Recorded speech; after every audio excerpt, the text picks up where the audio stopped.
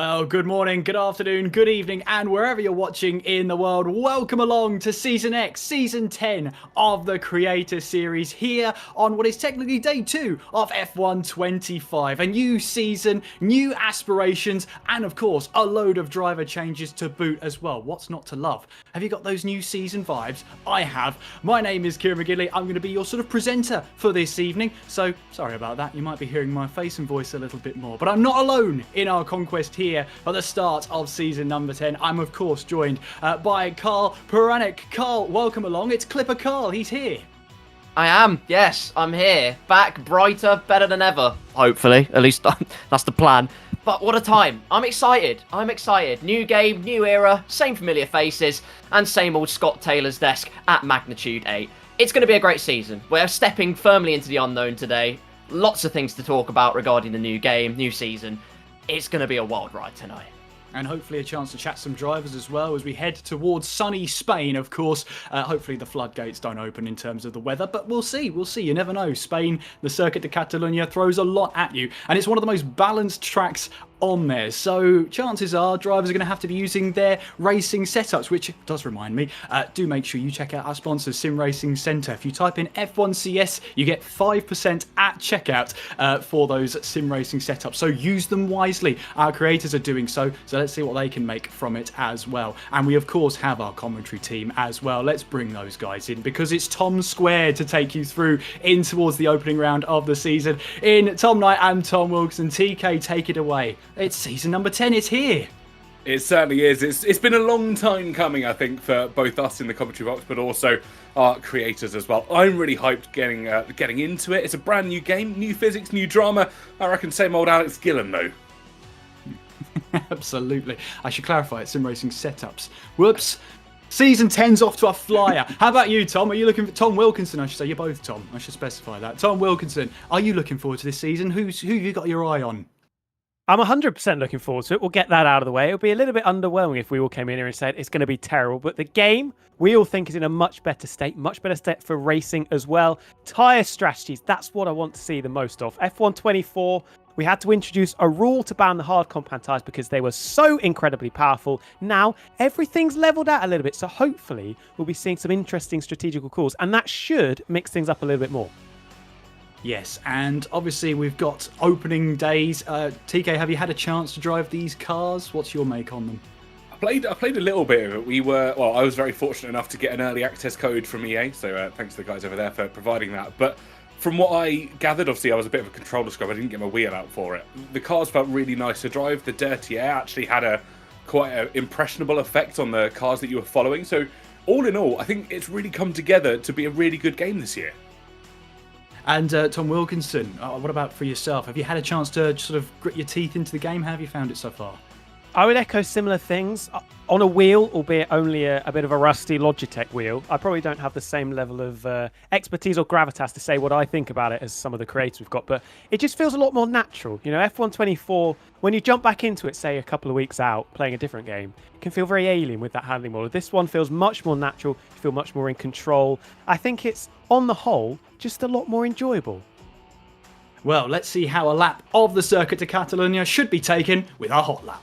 Let's take you on a hot lap of the Circuit de Barcelona, Catalunya. Heading down in towards the first corner on the long start-finish straight, using a setup from Sim Racing Setups. Get the car on the left-hand side, use all the track available, and brake before the 50-meter board. Don't get too greedy with the curbs on the right-hand side, and now rise through the gears as we take ourselves through the long sweeping right-hander of turn 3. Car back over to the left, using all of the track and braking at the 50-meter board. Down into 4th gear, and then back on the throttle, letting the car drive to the outside of the circuit. Brake just before the 50-meter board once again and get the car down to 3rd gear. Be easy on traction out to this corner and don't lose the rear end. Now get ourselves prepared for this tough little chicane and don't use too much of the curb on the right-hand side as the car will be rather unsettled. Rise over the crest of turn 8 and then get the DRS wide open as we head down this straight. Braking at the 100-meter board and be careful with traction once again through this corner here. Get the car to the left very early and really maximize the speed through the long right as we prepare ourselves for 2 very fast flat out corners. Foot to the floor through the first one and again through the second, and then drive to the line and complete a lap around Spain.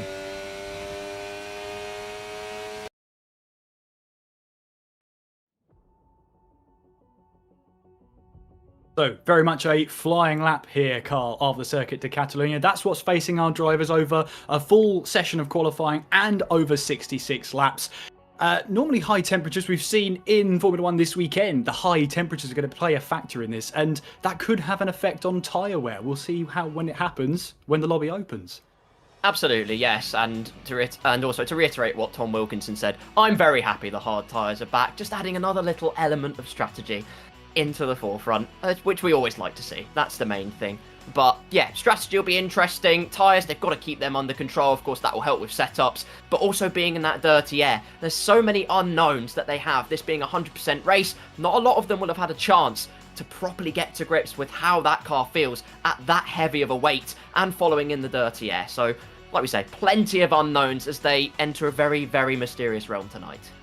And there's nothing like opening day vibes, is there, really, coming into tonight? And to start at one of the most balanced circuits on the calendar, really goes to show this is going to be a real test of which drivers will get there. It's one of the longest start-finish straights on the calendar of the circuits we have available. So it's a long run down towards turn one. How important is qualifying going to be? It will be important, absolutely. I think purely for confidence sake, you want to have marvellous momentum going through the week. So keeping yourself out of trouble, getting solid laps on the board, starting your season with a statement of intent. That's going to be the big thing. But we've seen it in real life many, many times, and I feel like we'll see it again today. Being in sort of the second row of the grid, you put yourself in an advantageous position. You have that slipstream, you have the impetus to go full out attack into turn one, like you say, with that long run into the first corner. Do you go for heroics or do you play it safe? It'll be interesting to see how those dynamics develop, particularly as the race goes on. So what are you expecting to see? You know, which names are going to come up? I mean, Formula Karim, our reigning champion at Red Bull now for this season. I mean, who's going to bolt out the gates early doors? Who do you reckon? Tough question to pin down. I mean, you know, a lot of them have had time with the game now, and I think for those of us that have been able to ferret around and see how their driving styles have adapted, what kind of pace they've put on the bitumen, we have seen, of course, we've seen Kareem, he's quick. We've seen Tim at Marduk get used to it. GB's up there. Razin's certainly up there. A lot of the familiar names will be up at the forefront. A lot of it's going to come down to teamwork, though, I think. In Red Bull, you've got Gwatz alongside Kareem, and knowing Gwatz, he will fight tooth and nail to make sure everything goes Kareem's way. I guarantee you that. Tim at Marduk and Adam, I think, are a good pairing as well. In fact, some of the lineups, if you go to, by the way, creatorseries.gg, banging little website, by the way, I think you should go and check it out because it looks beautiful and you can see the lineups for yourself on that front page. That guy Vincent GB, for instance, solid lineup last season. They've kept that consistency for the green machines into this season. You can't really put a name on it at the moment. I think this first qualifying session is going to be hugely telling tonight. Absolutely, and I mean, talk about Ferrari as well, with Meraki joining the Scarlet team for this season alongside Infratic. We'll have to wait and see which of those driver lineups are going to be the ones to watch. Who can get that early advantage? There really is only one way to find out. Let's head to qualifying, so let's hand over to our commentary team in Tom Squared. It's Tom Wilkinson and Tom Knight. TK, take it away. Well, thank you, Kieran, and welcome, folks, to the Circuit de Barcelona Catalunya. I, for one, am thrilled to get tonight underway. A full qualifying session returns, and of course, a 66-lap Grand Prix where our creators will go head-to-head, battling it out to determine who indeed is the fastest of them all. As Kieran alluded to earlier, my name's Tom Knight. Alongside me in the booth is Tom Wilkinson. And Tom, pleasure as always to be alongside you in the commentary box. Likewise, of course, and I'm really looking forward to this. This is realistically our first indication of where everybody stands. We have a few ideas. We know that Kareem is very quick. Coming from 24 on to 25, looks pretty speedy. I've seen Razin looking very, very quick as well, so he's potentially one to watch. You've got the old timers, you could say, as well, the likes of Tim at Marduk, the likes of Alex Gillen. We're not 100% sure where they stand, but you can bet your bottom dollar that they're going to be somewhere towards the sharp end. And then maybe there are a couple of unknowns in there as well. Somebody usually comes out from the middle of the pack, let's say, at the start of a game. Last season, it was actually Lolinoba, former F2 champion. By the end of the game, cycling F124, he was right up there competing for wins. Absolutely right. We're waiting to see who's adapted to the new game the best. I think that's going to be the real telling card, because it's a brand new physics engine, it's a brand new game. The handling is slightly different. We've said the dirty air is much more increased, so you really have to worry about how long you're sitting behind that car in front. And I think it is going to take a little bit of adapting for some of our drivers, so we wait in anticipation, not only for qualifying to get underway, but of course the season to get themselves involved as well. And for the first time in a long time, we have got all 20 drivers making their way, as a full-time driver, making their way to the grid. So that's also lovely to see, as we do watch Lolly Noba here, making their way out on the intermediates, of course. The Inters Championship still running, as far as I'm aware, but the hard tyres have also been introduced back. We have all 3 compounds, and I think we can have some split strategies here. Hopefully, touch wood, everything is going to go that kind of direction. If you are confused about those intermediates, you get a championship point. If you are the fastest on the intermediates in the first 6 minutes of qualifying 1. That is why Lolanoba has ventured out on those green striped tyres. 2 wins so far in his career. Former F2 champion as well, back on F1 24. And he will be, you would imagine, one of the contenders to potentially make a championship assault with the form that he showed at the back end of the last game. Absolutely. If he's able to transform the skill and the pace that he had at the end of F1 24, if he's able to bring those skills across to the new game, I have no doubt in my mind that Lolly Noba could be one of those drivers battling not only for a Drivers' Championship, but potentially when he's paired up with Hayden von der Gullis, potentially trying to make a charge at the Teams' Championship. We have seen Nick Flies and Karim 17, both of those choosing the full wet tyres. Surely it must be a little bit of a mistake before we get ready for qualifying, or they're just trying to hide a little bit of true pace. Lolly Noba will kick off the Inter's pole laps though. Welcome folks to sunny Spain. Qualifying's underway. And I have to say, just going back to that wet tyres for Karim, I wouldn't be surprised if he does head out for that to be a bit of a power play. Reigning champion, of course, beating Tim Mark in that finale about a month ago in Las Vegas, coming in as probably the favourite. And if he does come out on the wets, that will be something that I would very much like to see. Completing the first sector with Lolanoba, putting quite a decent amount of steering on there. You've got to be careful of the tyre temperatures on these intermediate tyres, obviously with a dry circuit. And if they do start to boil just that little bit, especially once you get to the final sector, you make a bit of a mistake, you could find yourself with egg firmly on your face. You certainly could do indeed. You mentioned the wet tyres for Nick Flies, who has now ventured onto our racer. Krim's yet to come out, but I wonder, obviously the hard tyre has been reintroduced for this season, and there's no lobby reset at the end of the session, so I wonder if we're now going to see potentially some rain in the race. Is this not just a power play from those 2 drivers? Is this actually a factor and effort to try and save some intermediate tyres, should there, or potentially looking to be, some rain in the race? Yeah, it would be very, very quick thinking. If anybody watched qualifying, I won't spoil the result, but we've got some shots of the clouds at the end of Q2 and the start of Q3. They're almost purple, and it look like they're about to explode with some rain falling onto the surface. Lolanoba fastest, obviously first driver over the line, 17 flat. Got just over 2 minutes for drivers to get their intermediate times in at the moment. Lolly with a 10th in hand over GB.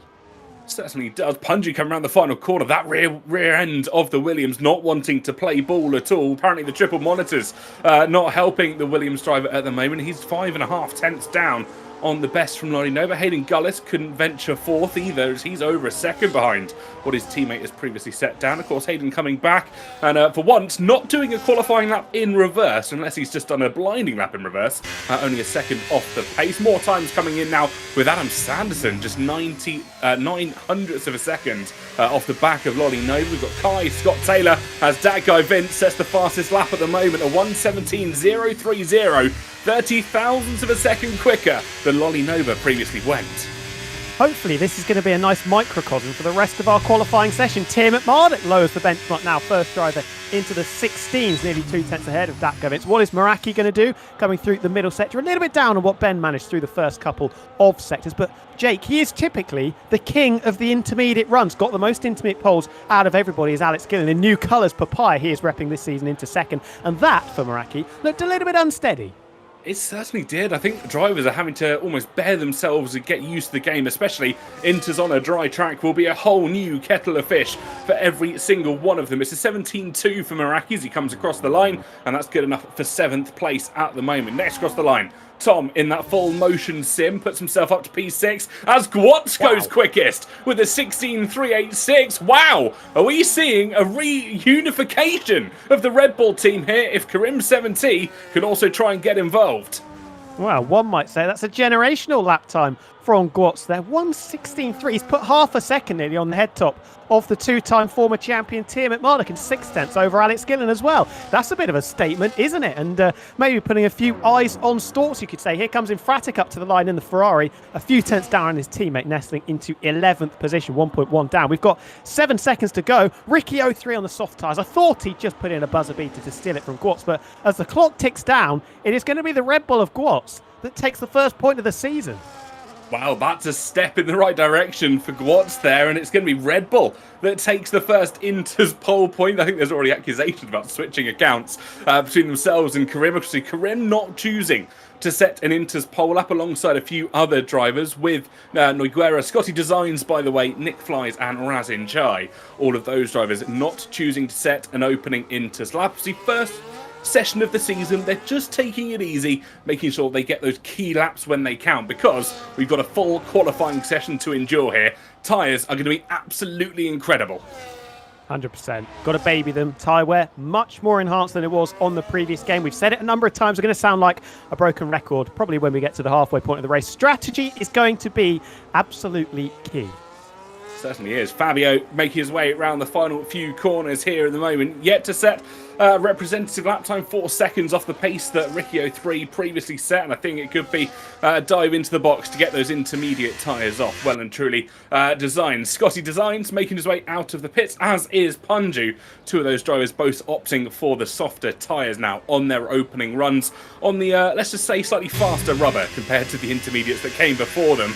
And Scotty Designs just trying to make as much heat into those tyres as he possibly can. But whilst they get themselves prepped and ready, we're going to throw it over to Clipbook Carl, who's got a thing or two to tell us.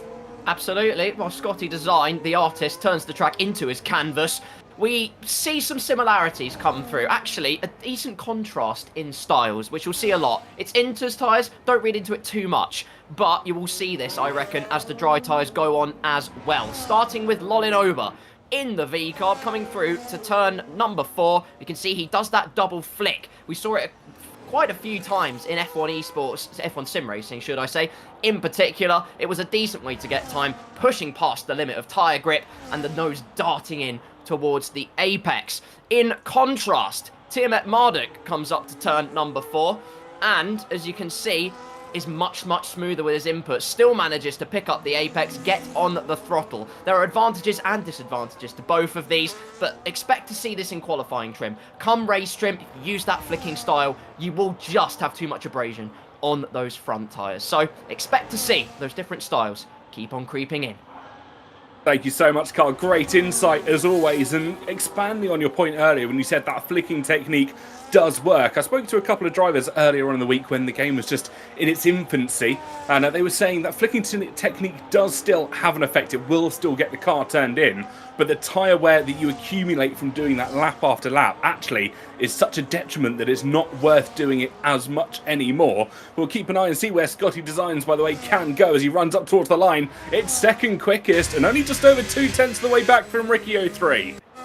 Not a bad lap, that, because Ricky is traditionally a fairly decent qualifier, usually resigns in and around the top 10. What can his teammate do? Punju in that lovely blue Williams livery, but he is bailing. He's obviously had a bit of a whoopsie somewhere in the middle section. Not good news, means he probably won't have a decent banker coming into the back end of the qualifying session. But yeah, going back to that, the flicking discussion, the driving style technique, it was something that Karim, as he was then, Formula Karim, now Karim 70, exploited to a great deal and a great effect in F1 24. He was an absolute master of that driving style, that you could get so much out of that front end, so much out of the front tyres without compromising or costing yourself time. It's going to be interesting to see how quickly somebody like him can adapt from that almost Fernando Alonso-esque style to maybe something more on the spectrum of somebody like Jenson Button, which we just saw with Tiamat Marduk, the much more smoother inputs, as Noguera going for a little bit of a slide, let's say. I think that's being a bit kind through turn number 10. Yeah, a few of the cars looking really unstable. Dago Vince, though, goes quickest to 1:12.263 for the Aston Martin, looking to try and retain the Constructors' Championship alongside himself and GB as well. Try and recover that back to Silverstone. Nogueira goes second quickest as he crosses the line, just shy of 4/10 slower than the Aston Martin. Scott Taylor comes across the line, third fastest. Obviously, everyone choosing the softer compound to run themselves into the ground now. And it's a 2 and 3 for Sauber at the moment. They'll be rather happy with that outfit. I think it might be smooth sailing, at least in Catalonia. Maybe more of a hurricane situation for Scott Taylor's desk. If you know, you know.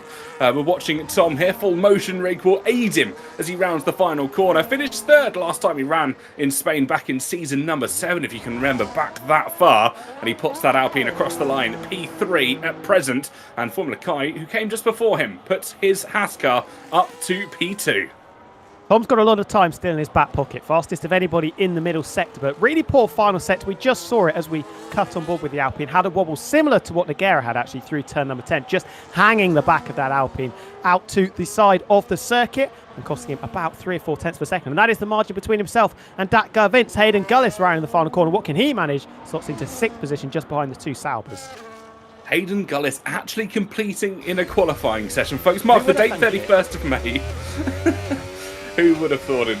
Nick Fly is making his way out in towards the second sector as well. One of 3 drivers yet to set a lap time alongside Karim 70 and Razin Chai. 2 drivers that you don't normally see waiting this late to go for their opening runs. We wait in anticipation to see how they make their way through it in towards the tight left-hander, clipping as close to the inside of that apex as he possibly can go and making sure the car is well and truly planted on the exit as well.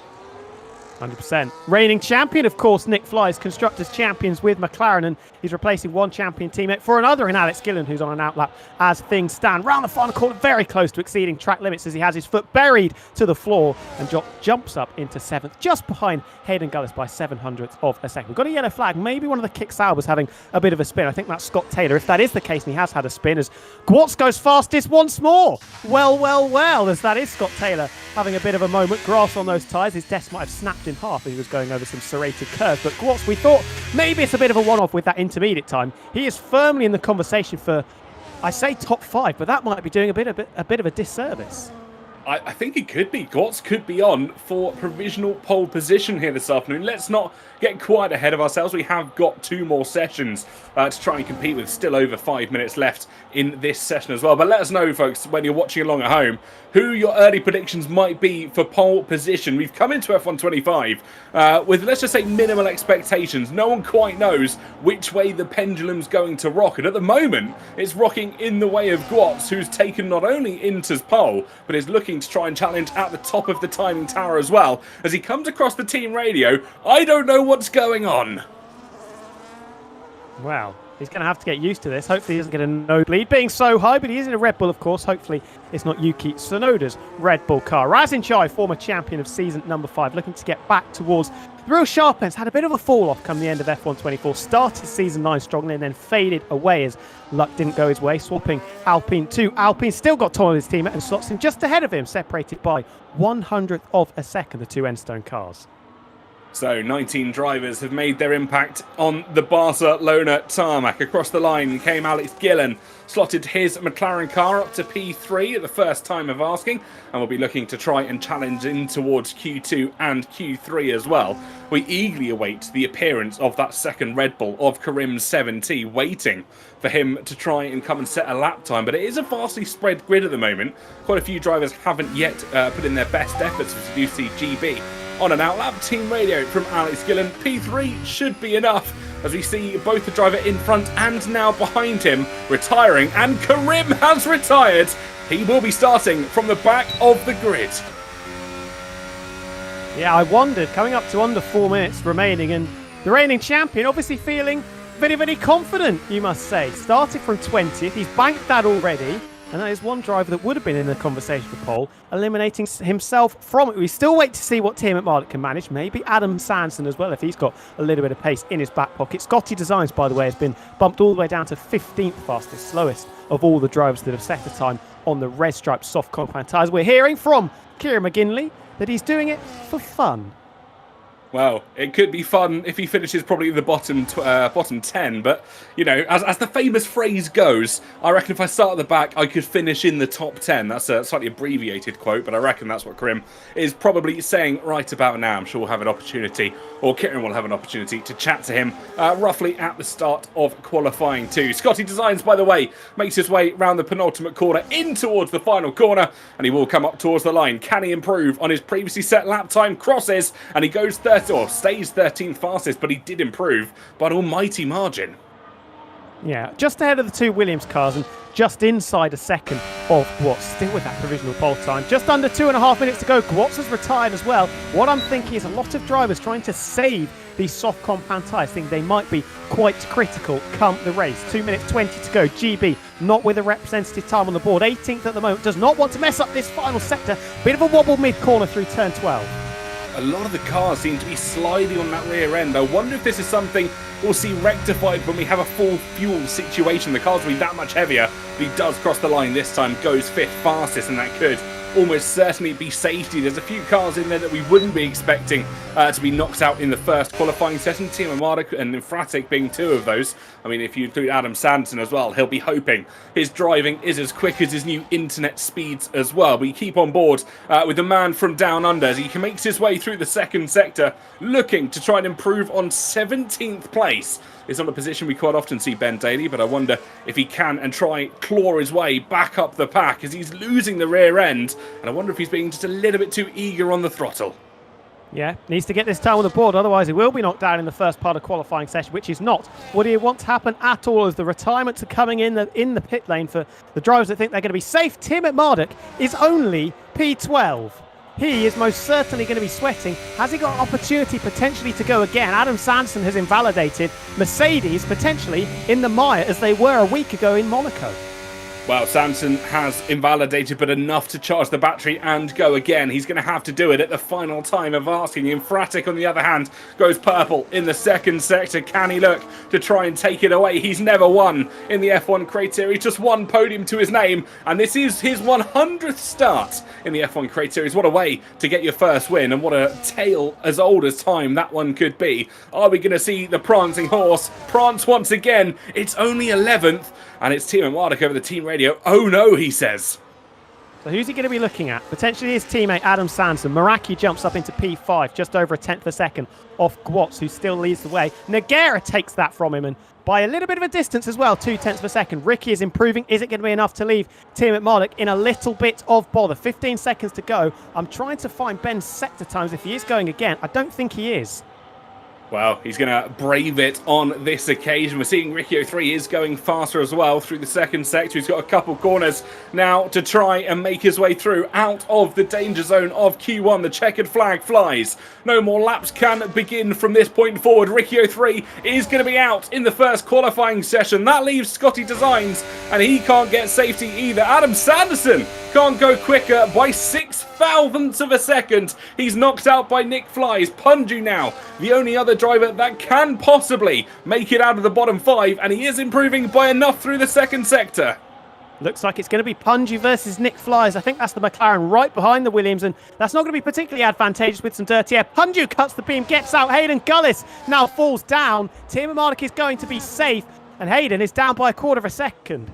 Not what he's wanting to be seen here. Can he make an improvement through the third sector? We've seen it done time and time again. Can he come around the final corner? No, he's slowing up at the final corner. Are we going to see some donuts from Mr. Hayden Gullis himself? It's quite often a bit of a tradition for him to have a little bit of a laugh and a giggle. Nope, he's decided to implement the 4th reverse track in F1 25 as he goes for a reverse lap, or at least attempted a reverse lap around the Spanish Grand Prix. Alas gets disqualified, and we'll now start from the back of the grid. That bumps Karim up to 19th place. Yeah, completely messed up Kareem's last to first challenge. So well done for that, Hayden. You're going to be starting down in 20th, a position he became fairly familiar with, it has to be said, on F1 24. But maybe a couple of surprises down in the bottom 5. Obviously, Kareem jumping out of it. Scotty Designs, by the way, the slowest of the runners. Ricky 03 and Adam Sanderson, did not expect either of those two, really, to get knocked out in Q1. Not at all, and I think Punju will be breathing a bit of fresh air as he manages just to save himself, get enough to get out of Q3 and in towards the next qualifying session. But as we heard from Bernie Collins slightly earlier on, if you were watching the real life F1 broadcast, they were saying Q1 is not where you want to spend all your time. You want to just get out into Q2, because Q2 is one of the most competitive sessions, I think, in the entire qualifying format. And it's going to be an interesting one. See who can make it into that top 10 shootout, as we have Noguera topping our standings. It's over to Kieran and Carl.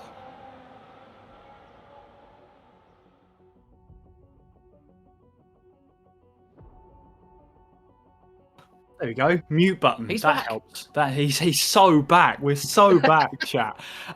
Well, yes. Tim Marduk getting away with one there. Well, I should say Kareem now, starting from 19th now, thanks to Hayden running backwards. So that's last to first out of the window. 19th to first doesn't quite sound the same. But plenty to talk about, Carl, in terms of clips. Absolutely, yes. We'll highlight Tiamat Marduk's struggles first, because it's rather interesting, actually. Because up to a point, it didn't actually look like too bad of a lap. So here he is, at the left-hand hairpin, broaching through. He's making his way through Sector 2. First mistake he makes is the sausage curbs. Takes a lot of speed into here, clips the sausage curbs on the inside, skates over the ones on the outside, which doesn't set him up particularly well for the flat-out right-hander. But nonetheless, still not a bad lap by any means. The bigger mistake, though, is when we get over here. Brakes at a completely valid point at the 100-meter board. Car just doesn't seem to want to turn or stop. Chock full of understeer, manages to gather it up, and in the end, can spare his blushes. He made his way through safely into Q2 in the end, but not the start that the championship chaser from last season would have been hoping for. Gwatz, however, was a completely different story. I didn't see this coming from a mile away. This was an unbelievable lap. Look, he turns in so early for the hairpin, yet the car bites instantaneously. Has got the Ferrari up ahead of Meraki as well, giving him a little bit of a sumptuous slipstream as he heads throughout this lap. Flat out, if in doubt, committed completely throughout every single corner of the lap. Razin getting dutifully out of the way on the left there, but brakes at the normal point, pinches the apex sumptuously. Little bit of a flick to get the car darted in, but I mean, overall, I don't need to show you the rest of the lap. It was absolutely planted. Gwatz was absolutely on it in Q1. Didn't see this coming from a mile away, but what a sensational start to his season. Absolutely. He's been great so far. And what I will say as well, Adam Sanderson out in Q1, the Devon Butler. I expected better from Devon. Of course, yeah, it wasn't 7th heaven for Devon, whatever you can call 7th heaven at this particular phase of proceedings, but not the introduction to F125 he would have been hoping for. Of course, still very much a mystery in terms of how the cars will behave, what kind of exploit of pace you can find, but ultimately not finding it all there. Q2 just around the corner though. We'll see who cut the beam and make the top 10. And speaking of which, let's hat back to Tom Squared. Well, thank you, Kieran, as always, and Carl as well. Thank you so much. We head in towards our second qualifying session. 15 drivers will whittle their way down to just a measly 10 before we head in towards that final Q3 showdown for who's going to start from the front here in España. And there's a few drivers, almost every driver out at the moment, making sure they get the optimal track position, because that dirty air really could cause a bit of a menace here, Tom. 100%, and it probably suggests to me that Gwatz has maybe got a little bit more time in his back pocket, because he would have been hindered, maybe not massively, but not also an insignificant margin by that Ferrari of, I think it was Meraki that was in front of him in the final sector. So he's looking really, really strong, and I echo what Carl said. I did not expect that one bit from Gwatz, who's not got a terrible record in the Creator Series, was fairly decent actually in his F2 career, but hasn't got the same level of success in the races he's appeared in the F1 Creator Series. But if this is the start of something new, then he's got off on very much the right foot. Well, I think Gwatz setting Inter's pole at the first time of RC is probably less expected than Tottenham winning a trophy, but, well, might see neither of those coming. Q2's underway, folks, and Scott Taylor will lead us away. The beautiful green Sauber, often referred to as a bit of a highlighter, will highlight its performance as we make our way in towards the second sector, the second DRS zone, tending its way to Taylor as he makes his way down in towards the third and the final. Let's see if he can try and put his name amongst the lights of everybody else and top the timing board. usually a fairly decent qualifier as well. Struggles a little bit for consistency in the races as GB with the first time of the session. 12-2, Scott Taylor almost finding himself taking a chat with the barrier on the right-hand side. Going to complete the lap anyway just to give himself a little bit of a banker, but cutting the beam for the kick Sauber. It's going to be a 13.4. Probably the slowest time we'll see in the opening runs of Q2 as Formula Kai and then Alex Gillen and then Razin Chai push him down a further 3 spaces. Absolutely, everybody else starting to pile their way across the line. It's incredible how close they're all deciding to run as Scott Taylor turns that Sauber into a bit of a lawnmower as Vince rounds the penultimate corner now, trying to join his Aston Martin teammate at the top of the tower. Runs up towards the beam, the DRS wing will open, and where can it be for that guy, Vince? It's going to be P5 at the moment, and look at how close the times are. It's less than a second separating all the drivers that have put a lap time in at the moment. Tom with a bit of a lock-up in towards that tight left-hander. It could be a bit of an issue on the front tyre, but I think he'll be forgiving and forgetting that rather quickly. Into the final 2 corners now as that rig will throw him left then right rather rapidly as he runs up towards the line. Can he try and challenge the amongst the top? Crosses the line. It's second place for Tom, immediately taken away by Gwatz, who's found pace again. And Tom again using up his speed in the first sector, fastest first sector, and just falling away ever so slightly throughout the rest of the lap as Meraki now takes over in first position by 3/4 of a second. 12-2, 12-2 for him himself and GB68 with Gwatz, Tom and Formula Kai rounding out the top 5. And realistically, nobody is going to be feeling comfortable from first down to 9th. That is just under 0.4 of a second. If it stays like this, then pretty much everybody is going to have to go for a couple of runs in Q2 to guarantee themselves a spot in Q3. Absolutely. I think it's going to be a bit of, an interesting moment at the end of Q2 just to try and get safety. I don't think safety is going to exist necessarily in this session. And if this is what we're setting up for in towards Season X or Season 10 here in the Creator Series, I, for one, am really looking forward to seeing how it all lays itself out. The calendar has opened itself up to some beautiful racing, as has Barcelona here this afternoon. I think we're in for one heck of a season here, folks. I would agree, especially if it stays like this, so congested. This is the great thing about transitioning onto a new game, new handling model, new physics, new strategies, and if I have to say the word metas that the drivers can try and exploit. It's a beautiful level. It brings everybody back roughly onto the same page. And, well, the proof is in the pudding. Look at the times. First down to 9th, 3.5 of a second. And we still haven't got Tia McMardick in there, still haven't got Lolin Ober in there, and Scott Taylor's usually pretty speedy as well over a lap. Well, if this is what we're setting up for in a season where it's just creators going in amongst themselves, I cannot wait to see what happens in F1 sim racing. We know how close they usually are. And if it's setting up for one heck of a season in the Creator Series, I reckon we're going to see something magical in F1 sim racing this season. Keeping an eye, though, on Lolly Noba as he makes his way round the final corner. Can he try and put his name up amongst everybody else? Will it be the cat amongst the pigeons as he crosses the line? No, it's only going to be 13th fastest and considerably off the pace as Nick Flies puts his McLaren up into P10. I would say safety, but I don't think anybody has got that confirmed at the moment. Tia McMardick makes his way in towards the first sector now, trying to look at a provisional top step, and we have got the pro setups available from Sim Racing Setups as well, our sponsor for Season X. Head over there and use the code Creator Series CS, I believe it is, and then you'll get yourself a 5% discount on what we have to say are some absolutely exceptional setups.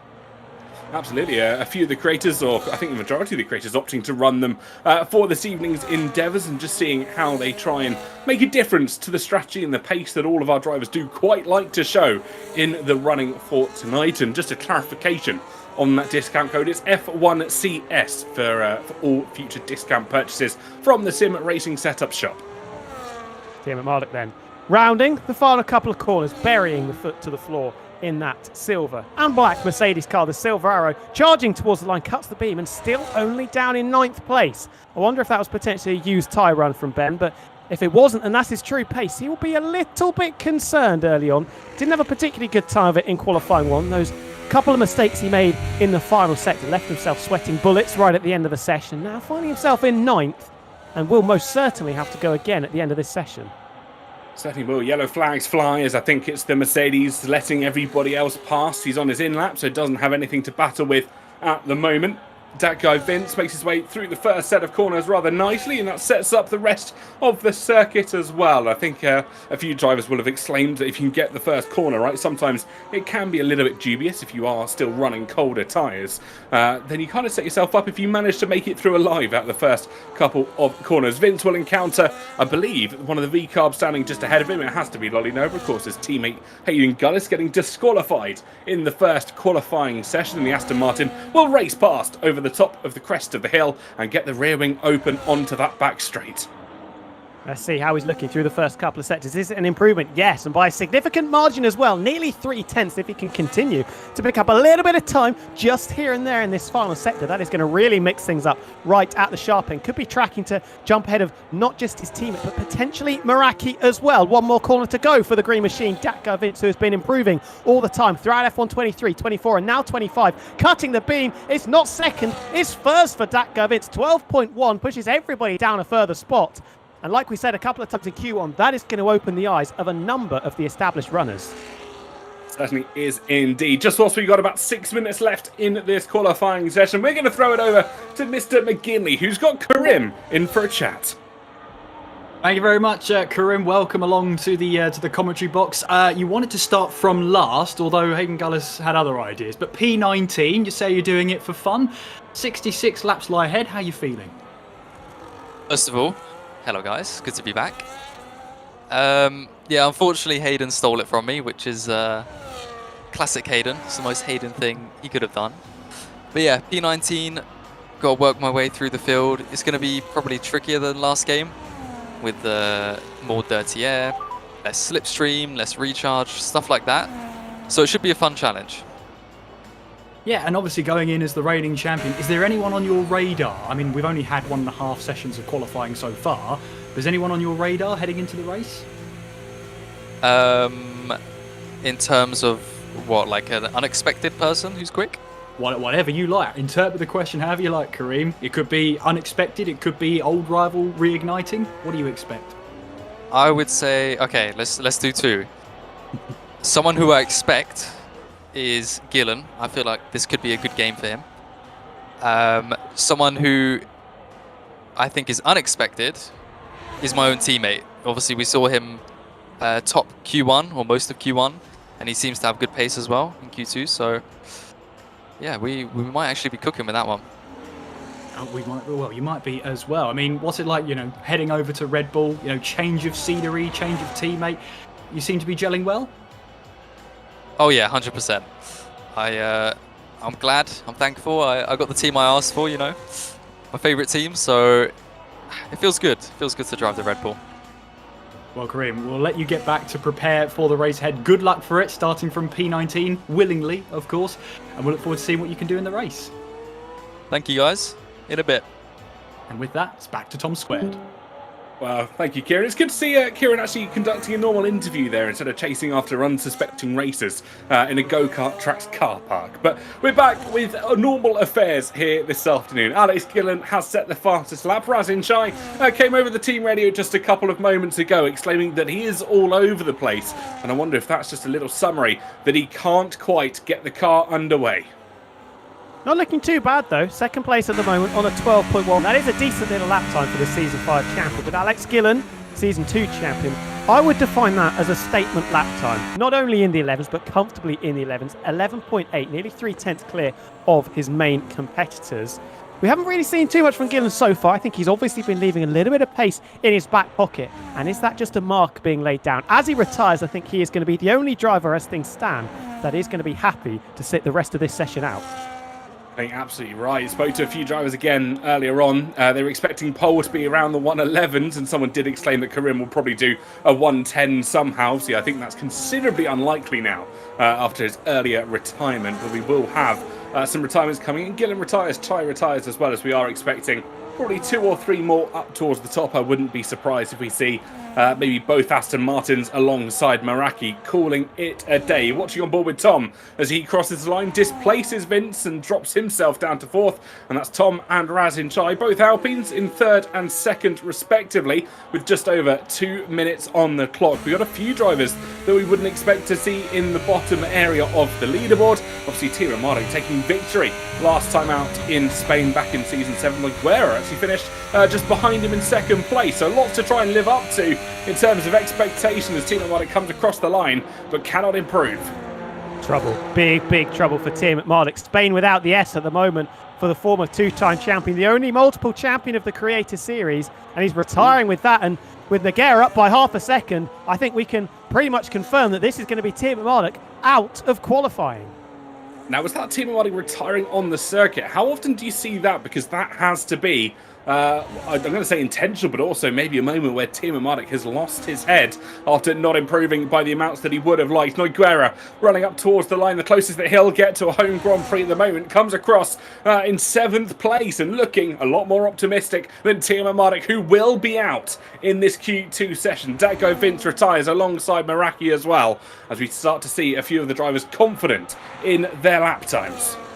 Malakai goes fastest, just ahead of Alex Gillen by half a tenth. Gwat's improved by a small amount, but he's in a little bit of danger as well. As you could probably say, is Nogueira with that 12.2. Got Scott Taylor, got Lolinover as well to try and push them down a few spots. Emphatic also can pull a lap out of the bag, sometimes when it's needed, although other times when it's needed, he can fumble the bag ever so slightly. Here comes Punju though, slowest of the times we've got. 13.0. What can he improve by? Lolinover misses out. So does Punju. Lolinover 12.4, 11th fastest only. Punju up into just P14. So, one Williams, one Mercedes confirmed to be starting at the second, well, P's 11 through 15. Gwat's over the team radio. We might be out, and that's my bad. I wonder if he's misjudged when he's going to run, but actually I think it could be closer to safety than he previously imagined. He's banking that as long as one of Lolly Noba, Scott Taylor or Nick Flies don't improve, he's safe. And there we go. With Lolly Noba retiring, I believe he can't be dropped out as the top 10. Fabio is improving though. The Scarlet Ferrari makes his way through the second sector. Scott Taylor as well. Nick Flies is improved, but not by enough. The kick Sauber of Scott Taylor at the moment is in the first sector. I think he is still going for it. Checkered flag out. Hanging the back of the McLaren is Nick Flies, and the driver that was part of the Constructors' Champions only a few weeks ago will start this race from P14. Fabio is improving, currently holding P10 at the moment, trying to see what Scott Taylor's times are. Fabio has backed out of it. I think he was a little bit wide there over the curves, and it is now going to be the Ferrari versus the Sauber of Scott Taylor. The Ferrari's fate hangs in the balance of the Sauber of Scott Taylor. In fact, Emphatic saying he thinks he's fine, and it's a mistake by Scott Taylor there in towards the elongated left-hander. Could that spell disaster for Taylor? We quite often will see those sort of mistakes adding up time and time again, and you never know, it could still be possible, but it is going to be into the pit lane for Scott Taylor. So it's going to be Lolly Nova, Ben Daly, Scott Taylor, Nick Flies and Punju who exit out of this Q2 session. Both Gwatz and Emphatic saved by the barest of margins here. And with that, we're going to head over to Kieran McGinley. Yep, I found another one, and it is Hayden Gullis. Hayden, you're starting from the back. You ruined Karim's idea of last to first, but how you doing, Hayden?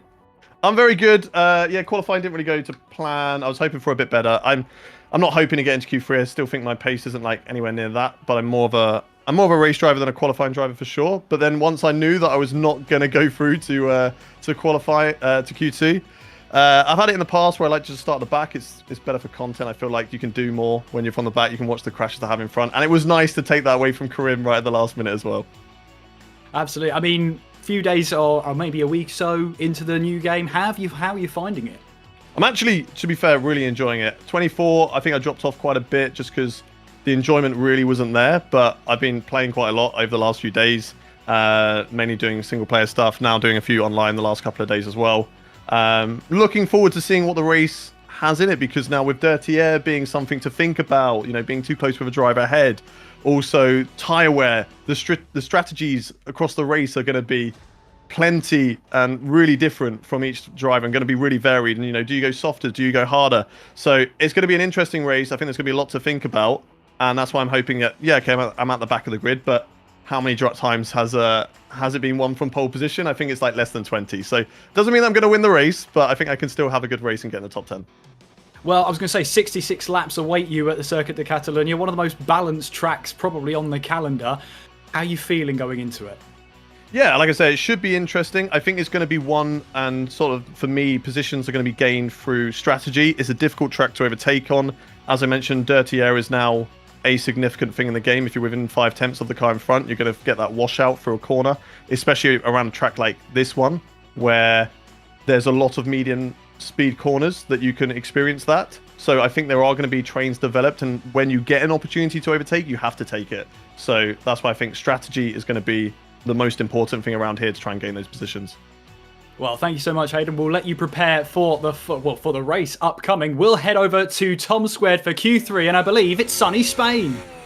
Well, sunny Spain, it well and truly is. The rain is starting to fall here in Barcelona, Catalonia. Our drivers who went on the wet tyres for those Inter's pole runs could be reaping the rewards well and truly as the Inter tyres will start to come out for all of our drivers. Tom, what are we expecting to see here as the rain does start to fall? Well, it depends if the rain's going to continue to get heavy, because it could just be a race on the outlaps to try and get round as quickly as possible. And the drivers that are going to get over the line first are going to experience the best of the conditions. Formula Kai, and I salute you, sir, is out on the soft compound tyre, so he potentially still thinks this is okay to be on those red struck tyres. I think I just saw him in the background scrabbling for grip, going through the first sector, and there we pick him up there, car number 2, and that is definitely, well, suboptimal, I think is the word in F1 speak, on those soft compound tyres. He has made a bit of a blunder there, strategical blunder, and he's going to have to get back down pit road, get some intermediate tyres on, and hope that the rain doesn't increase at the level that we think it might do. Yeah, it doesn't look like the optimal strategy for the Haas layout. He comes over the team radio. What's he going to say? Oh man, I'm going to start P10. I think that's regret starting to embed itself in Formula Kai's brain. Sometimes I'll give him credit. We saw situations in F1 24 where the soft tyres were slightly more efficient in wet weather conditions, especially as it just started to rain. But alas, here at the moment, he unfortunately has not been able to produce the same results. We watch on with Noiguera, 6 podiums over 51 starts, 2 DNFs, but no wins, very much like in Fratic, and we'll see if either of those can try and make a race win this afternoon here in sunny Spain. It's going to be the Saber outfit leading us away, and let's well, get your predictions in the chat, folks. Who do you think is taking pole position here this afternoon? Conditions have changed, our driver's mentality not as much. And we just spoke there about the stats of Nogueira. Something that isn't on that graphic is that he has got 5 pole positions to his name. So he is always a driver that is in and around the conversation come the business end of our qualifying session, and tracking fairly nicely in the first couple of sectors. Looked clean, just got to try and get up to speed. These drivers won't have had too much experience of the wet weather driving. We've had a little bit of practice potentially coming into this if they knew what the conditions were going to be like. Maybe they've done some online races. Maybe they've had a bit of rain in career mode as well. I'm just trying to treat the back end of that car like the back end of a donkey, hoping it doesn't kick out and smash his shins to pieces. Rounding the final corner, we come with the Nogueira. It's going to be the benchmark time as he cuts the beam. Nowhere near the times we had in Q2. 24.4. 24.4 being the benchmark to beat, as Rajan Chai immediately taking that away. A 24 flat for the Alpine. GB comes across the line, 7.5 tenths down, and Alex Gillen as well, nearly 9 tenths down. I wonder if this is what we're seeing. The rain in the dirty air as it continues to fall in Barcelona has actually doubled down and really had a negative impact on all of our drivers. No one at the moment seems to be able to go quicker than Raz. I think a few potentially have had invalidated laps. Fabio across the line, 1.2 seconds slower as Chai across the radio. I thought it was going to invalidate for sure. It hasn't. It's put him on provisional pole position with nobody in the ballpark to match. Formula Kai only on his outlap now. Here comes Guatz coming around the final corner. Was looking like one of the pole favourites. Crossing the line, that's a good lap considering the circumstances. One of the last over the line. Goes up into P3. That would most certainly be his highest start in the F1 Create Series if things end as they currently stand. We wait for Tom, who's in the middle sector, as things stand. I think he may have invalidated that first lap, and Formula Kai leaving himself with a lot of heavy lifting to do in the second half of this session. But if the rain is going to continue to fall, continue to make this track even more treacherous, Razin Chai is going to pick up the first pole of the season. Absolutely, we'll see how it progresses. Tom, can he feel a little bit of extra traction with the full motion sim that he's running? I wonder if there's an opportunity to put that full tri-axle motion to use. It's going to be wet weather conditions like this. You get a little bit of a better understanding of how the circuit's feeling. GB across the line there. Yeah, the times are getting slower and slower as Tom crosses the beam and slots himself between Gillen and Meraki. And they're saying the times are getting slower. I don't think that's purely down to rain here.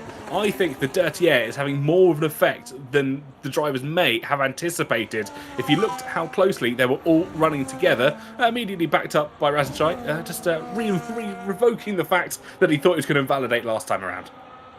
We could have 6.5 minutes of discussion points to talk about. Infratic currently 9th fastest, Datkovins 8th. Meraki maybe a little bit disappointed to be down in 7th with the rain coming down. This is maybe the sort of session you would have expected somebody like Alex Gillen to grab by the scruff of the neck and try and take pole away from drivers, but he's 9/10 down in 5th position. We wait to see what Formula Kai can manage on those intermediates. Obviously, if you missed it, chucked on a set of the red striped soft compound tyres at the start of the session. Proved to be very much the incorrect decision, which leaves himself with quite the handicap right now as he's just coming up to turn number 10.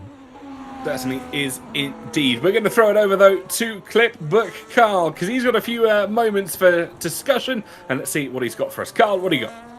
Plenty, sir. Oh, plenty. As the times start to wane away, the driver's just acclimatising to the wet conditions at this point. But Mr. Alex Gillen sets the fastest time in the dry conditions, and it's much the same as what we saw with Gwatz in Q1. Just a really clean and tidy lap. Car bites in to the left-hander, gets on the power nice and early.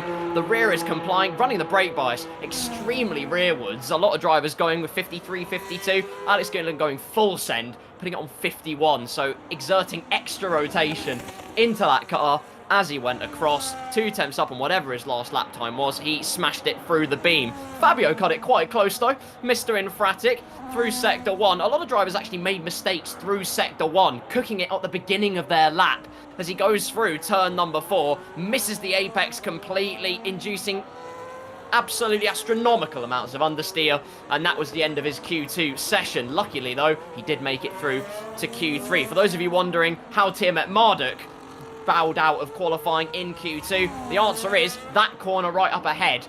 Sort of a distraction from Punju, who ended up finishing towards the bottom of the order in Q2. Wasn't really held up by dirty air, but ran wide of the apex, cost him a couple of temps, which would have made that crucial difference. However, back to sunny Spain we go, as drivers try and wade through the wet conditions. Well, it may be sunny Spain, but we're going to throw it over, well, to one Kieran McGilly, who's got Razanchai in for a chat. I do indeed. Razin, welcome along then. Currently provisional pole with just about 4.5 minutes left. Is that, well, we're seeing the rain's getting heavier and heavier. Is that pole position wrapped up then? I think so. I think we may have secured an unexpected pole position here today. I think I wasn't expecting it, but got the timing right, got the lap hooked up, and I think the rain's getting heavier by looking at the sector time, so take those. Absolutely. And we're watching your teammate as well in Tom making his way through and towards turns 1 and 2 and 3. I guess just getting some wet lap times in there. It's too late for the Inters Championship. But a pole position from you then, all but confirmed. How does that look into the full 100% race going into it later on? Yeah, I mean, I think it'll help, but you know, it's a long run down to turn 1, so it's not going to be easy to hold on to it. I think the race will throw up some surprises. I think today, I think a lot of us are in for a treat. I think generally you could qualify P10 here and still be benefited. You know, as long as you've got the right balance and you know how to deal with the dirty air that's brand new on this game and other factors, I think you could be looking good. I think some drivers will struggle with it today. Fingers crossed I'm not one of them. But yeah, that's the plan. That's the plan indeed. I mean, what a way to start off your season with a win. I mean, it's 66 laps away, but surely that's the target for you now. Oh yeah, 100%. That's the target from here. Try to get a win. If not a win, at least a podium. That's what we're aiming for today. To be honest, my game's crashed. Love you. It's nervous for you, Raz, and you don't show nerves. You need the game to do that for you. But there you go. Lovely. Love it. Absolutely love it. Well, Razin, I mean, I was going to ask you about, you know, how are you finding the game so far? Just as my final question. Yeah, it's been good. Been learning to adapt, so it's not been easy. But yeah, I've been trying to adapt. Just wanted to double check. Is the lobby fine on your guys' side, yeah?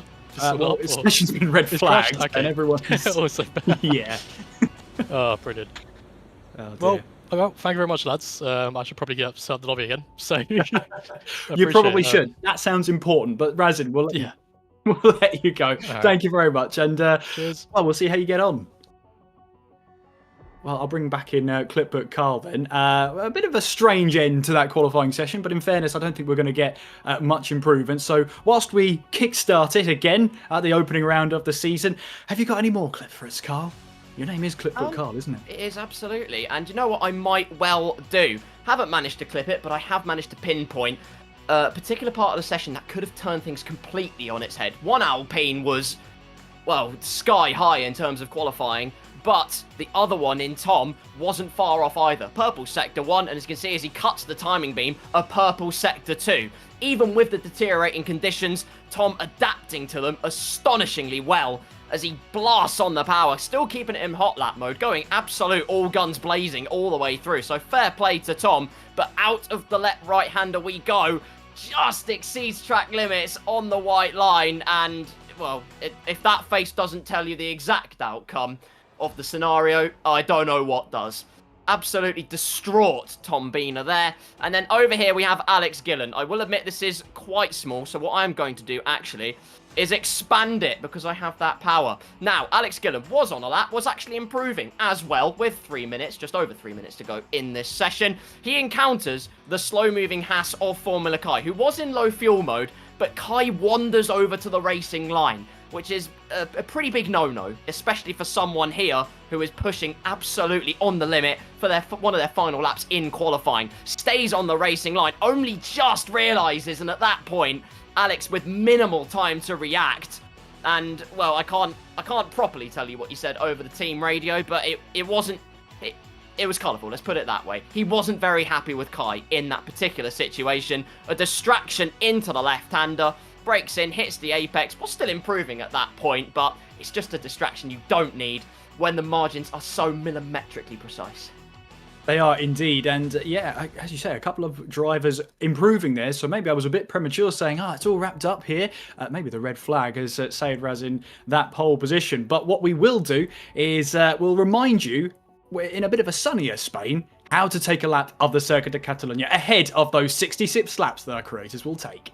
Let's take you on a hot lap of the Circuit de Barcelona, Catalunya. Heading down in towards the first corner on the long start-finish straight, using a setup from Sim Racing Setups. Get the car on the left-hand side, use all the track available, and brake before the 50-meter board. Don't get too greedy with the curbs on the right-hand side, and now rise through the gears as we take ourselves through the long sweeping right-hander of turn 3. Car back over to the left, using all of the track and braking at the 50-meter board. Down into 4th gear, and then back on the throttle, letting the car drive to the outside of the circuit. Brake just before the 50-meter board once again and get the car down to 3rd gear. Be easy on traction out of this corner and don't lose the rear end. Now get ourselves prepared for this tough little chicane and don't use too much of the curb on the right-hand side as the car will be rather unsettled. Rise over the crest of turn 8 and then get the DRS wide open as we head down this straight. Braking at the 100-meter board and be careful with traction once again through this corner here. Get the car to the left very early and really maximize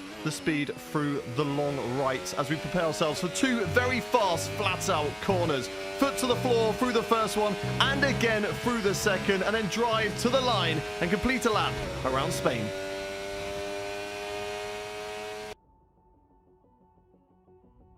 Well, that's what's awaiting our drivers for 66 laps. I'm very much looking forward to it. It's like, the first day of the holidays, except it's for a brand new season. It's whether to see if Karim can hold on to that title. And we'll get that race up with you very, very shortly. In the meantime, Carl, I guess we're going to have to sort of have a look at predictions. Is it too early to say? I don't know. A very varied qualifying session in sunny Spain. What are you expecting for the next 66? I think it's ever too early to make predictions, especially in Commentary Corner, which we are in. But, I think Razin's in a very good position. I think confidence will be at all-time high. Alex, I think he knows he has the pace. He definitely knows he has the pace to do big things in this race. Don't count any of the top 10, really. We've had some big surprise standouts today already. And it's only round 1 on F125, and it's only been qualifying. But racing is another thing entirely. That's where the big points are. And Gwatz will have confidence as well, I have no doubt, but particularly watch for the likes of Tiamat Marduk and Kareem trying to cruise their way through the field. With that dirty air, though, that other element just sprinkled in, it's going to be a tough ordeal. Yeah, maybe a bit of a surprise as well for Tiamat Marduk. He was confident going in. P12, he'll be starting in the race. And as you say, definitely always one to watch. You can never rule him out. A strategy masterclass maybe incoming for Tiamat Marduk. Who knows? What we do know is Kareem starting in 19th place. As you said, wait for him and look for him charging his way through the order. A couple of drivers have already mentioned how tricky it is overtaking here in Barcelona. So what's the sort of mindset heading into turn 1 if you're starting towards the back? I think just keep it clean. Keep yourself out of trouble. That'll be the ideal thing. You want to start your season in the best way off possible. You've given it everything in qualifying, or as much as you possibly could. But now it's race time. There's 66 circumnavigations of Catalunya to do. And you've just got to be careful. You've got to play it patient at first. Of course you want to make up positions. Of course, in some people's case, you want to cruise your way through to the lead. Everyone wants that. But sometimes you just have to be quite patient. You have to develop a rhythm, first and foremost. And if you end up getting damage at turn 1, or even worse, putting yourself out of contention entirely, then you do yourself no world of favours. I am going to ask as well, Carl, one prediction that might be slightly out of left field, but when's the first safety car? What lap? Oh, that's a lottery question, isn't it? Pick You the got 1 in numbers out 66 chance. My odds aren't that great then. I mean, pick the numbers out of a hat. There's two options. It's either going to be lap 1 carnage, or I'm gonna put my bets on something like lap 12 for some reason. Don't know why that number came into my head, but lap 12 will come through. I'll just allude to a point you made as well about Tiamat Marduk. Look out for his strategy, certainly, but I think he has a driving style that's rather interesting. It looks already pretty fine-tuned to being in race trim. He's got that smoothness on tap. He knows how to coax the car in without inducing too much abrasion onto those front tyres, without torturing the traction of the rear tyres. So I think his driving style will lend itself well, but only time will tell. Only time will tell indeed. We're not too far away from finding out who can take that first victory of the season. And of course, you can let us know in the chat when you think the safety car will be. You can have pride. That's the prize on the line here, I'm sure. I'm also going to go for lap 1. It's a brand new season. It's a brand new game on F1 25. I would have thought there's going to be some sort of carnage heading down in towards turn 1. TK saying turn 3, specifically turn 3. That's not a bad shout. Although don't ask Lewis Hamilton and Nico Rosberg about turn 3. They'd rather forget the whole thing. But we have seen the likes of Fernando Alonso go around the outside at turn 3. It's possible. And we have seen in the past in sim racing as well. And even in Creator Series, we've seen roofs around the outside. Lap 1 specifically is going to be one to watch. And I, for one, cannot wait. It's one of, as I've said before, the most balanced circuits on the calendar. It tests everything in your setup. It tests the low speed, tests the mid speed, it tests your straight line speed. You don't want to put too much wing on the car, otherwise you are a sitting duck down the start finish straight. It's one of those careful balancing acts that you've got to really sacrifice top speed or cornering speed. And there's no correct answer. No, absolutely. And battery management is going to be a crucial factor as well. When to deploy that battery, when to go all-out attack, or whether to just sit in behind, take it easy. Engine temps are going to be interesting as well. Engine temps, much more difficult to cool them down. There's less of a rapid fluctuation compared to what F1 24 had. So you can't really afford to sit in the slipstream, almost, for too long.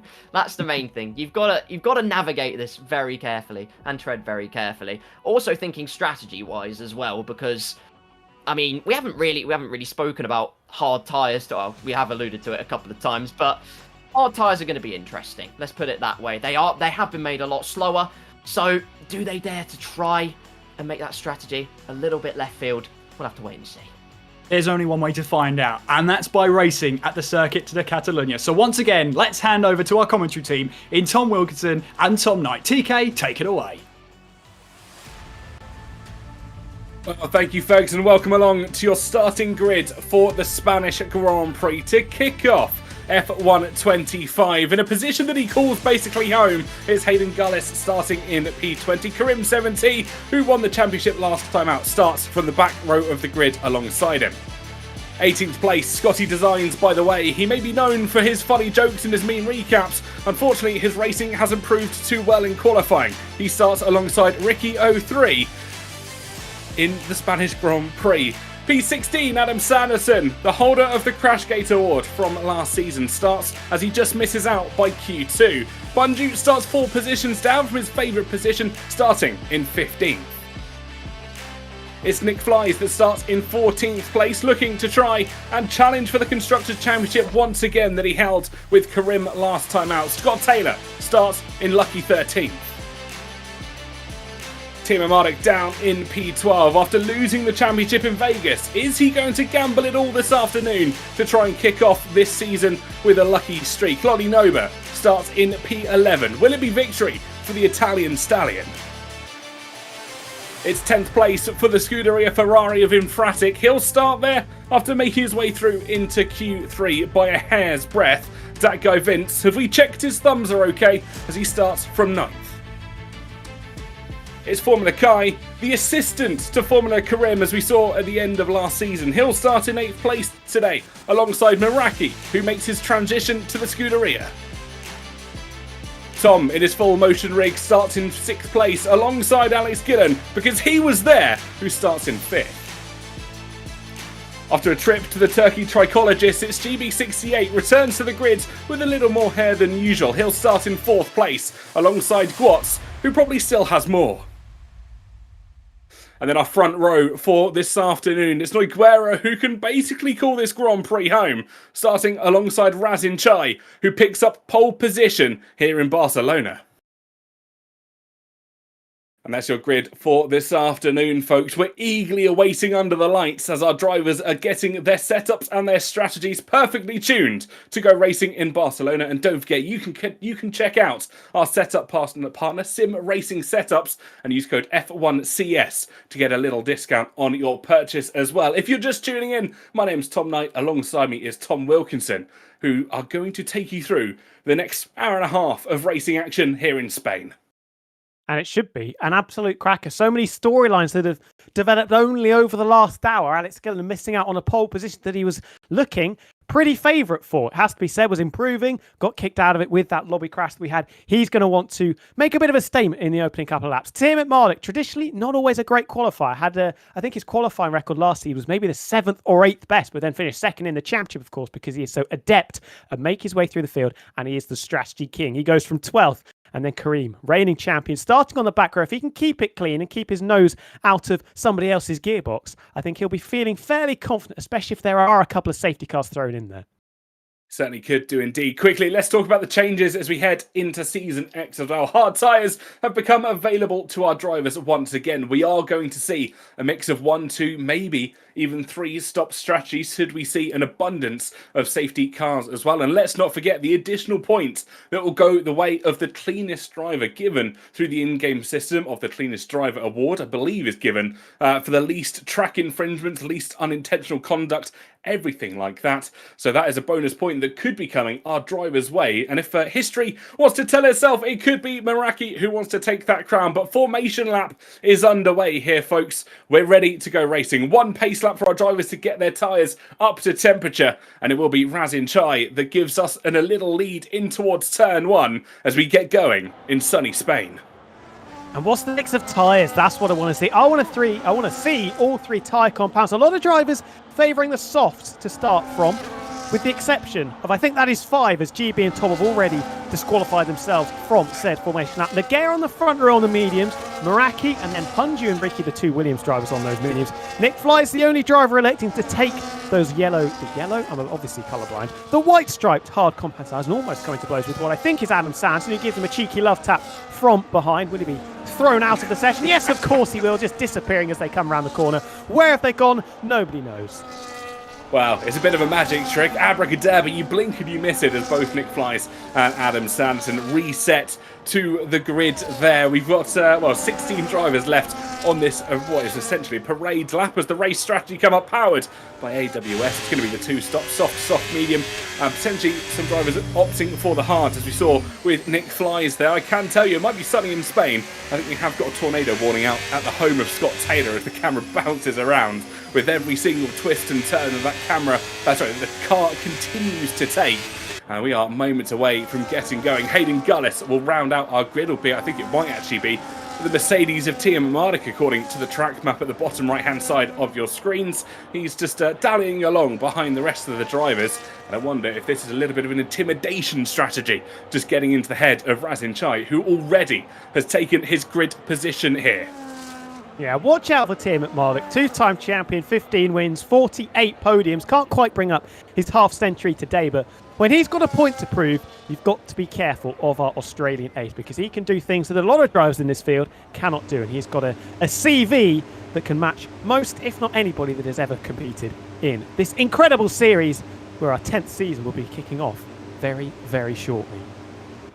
Being told a few internet issues for the Wonder from Down Under, but we are now awaiting the lights here. They are lighting up. We got 2, 3, 4 and 5. And for Season X, the lights go out and we go racing in Barcelona. It's a good pull away from Razin Chai. GB immediately taking advantage of a slow-moving Noguera who's dropping positions left, right and centre in towards the first corner though. Quads to the outside. Inside will tend itself. And Quads, who got the Inter's pole position, on an almighty charge already. That Red Bull certainly gives you wings.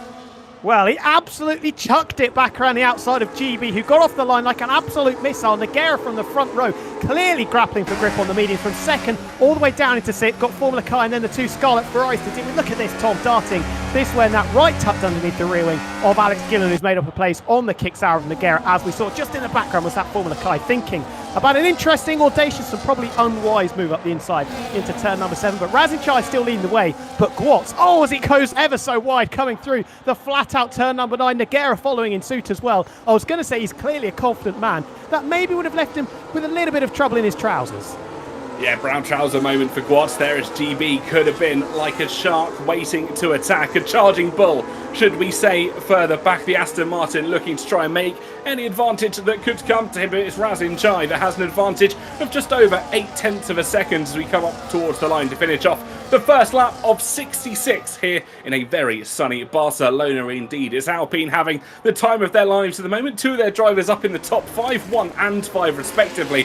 And everybody else looking to try and make inroads. But it is a long Grand Prix. Let's not pay attention to that as Timo Mardik and Scott Taylor having a scrap through the first set of corners. Timo Mardik to the outside line! And it's a spin for himself. That's Ricky 03 getting caught up as well. And who's that? It's Adam Sanderson into a wall. Devon Butler cannot escape. I wonder if Ben's got some damage. I'm not sure if we quite saw it on the front wing. There was definitely a little bit of carbon fibre thrown up. We're going to have a look at the Mercedes. All looking A-OK for the former two-time Creator Series champion. But the contrast of fortunes between himself and his main rival, the champion of last season, Green from 19th up into P12. Ben mired now in the midfield, getting himself caught up in scraps that he does not want to get involved with as he sent it up the inside into turn number 9 of Nick Vy's. Excellent manoeuvre to recover one of those positions, but now finding himself not just behind Scott Taylor, but behind Hayden Gullis, who by no means is the easiest of man to overtake.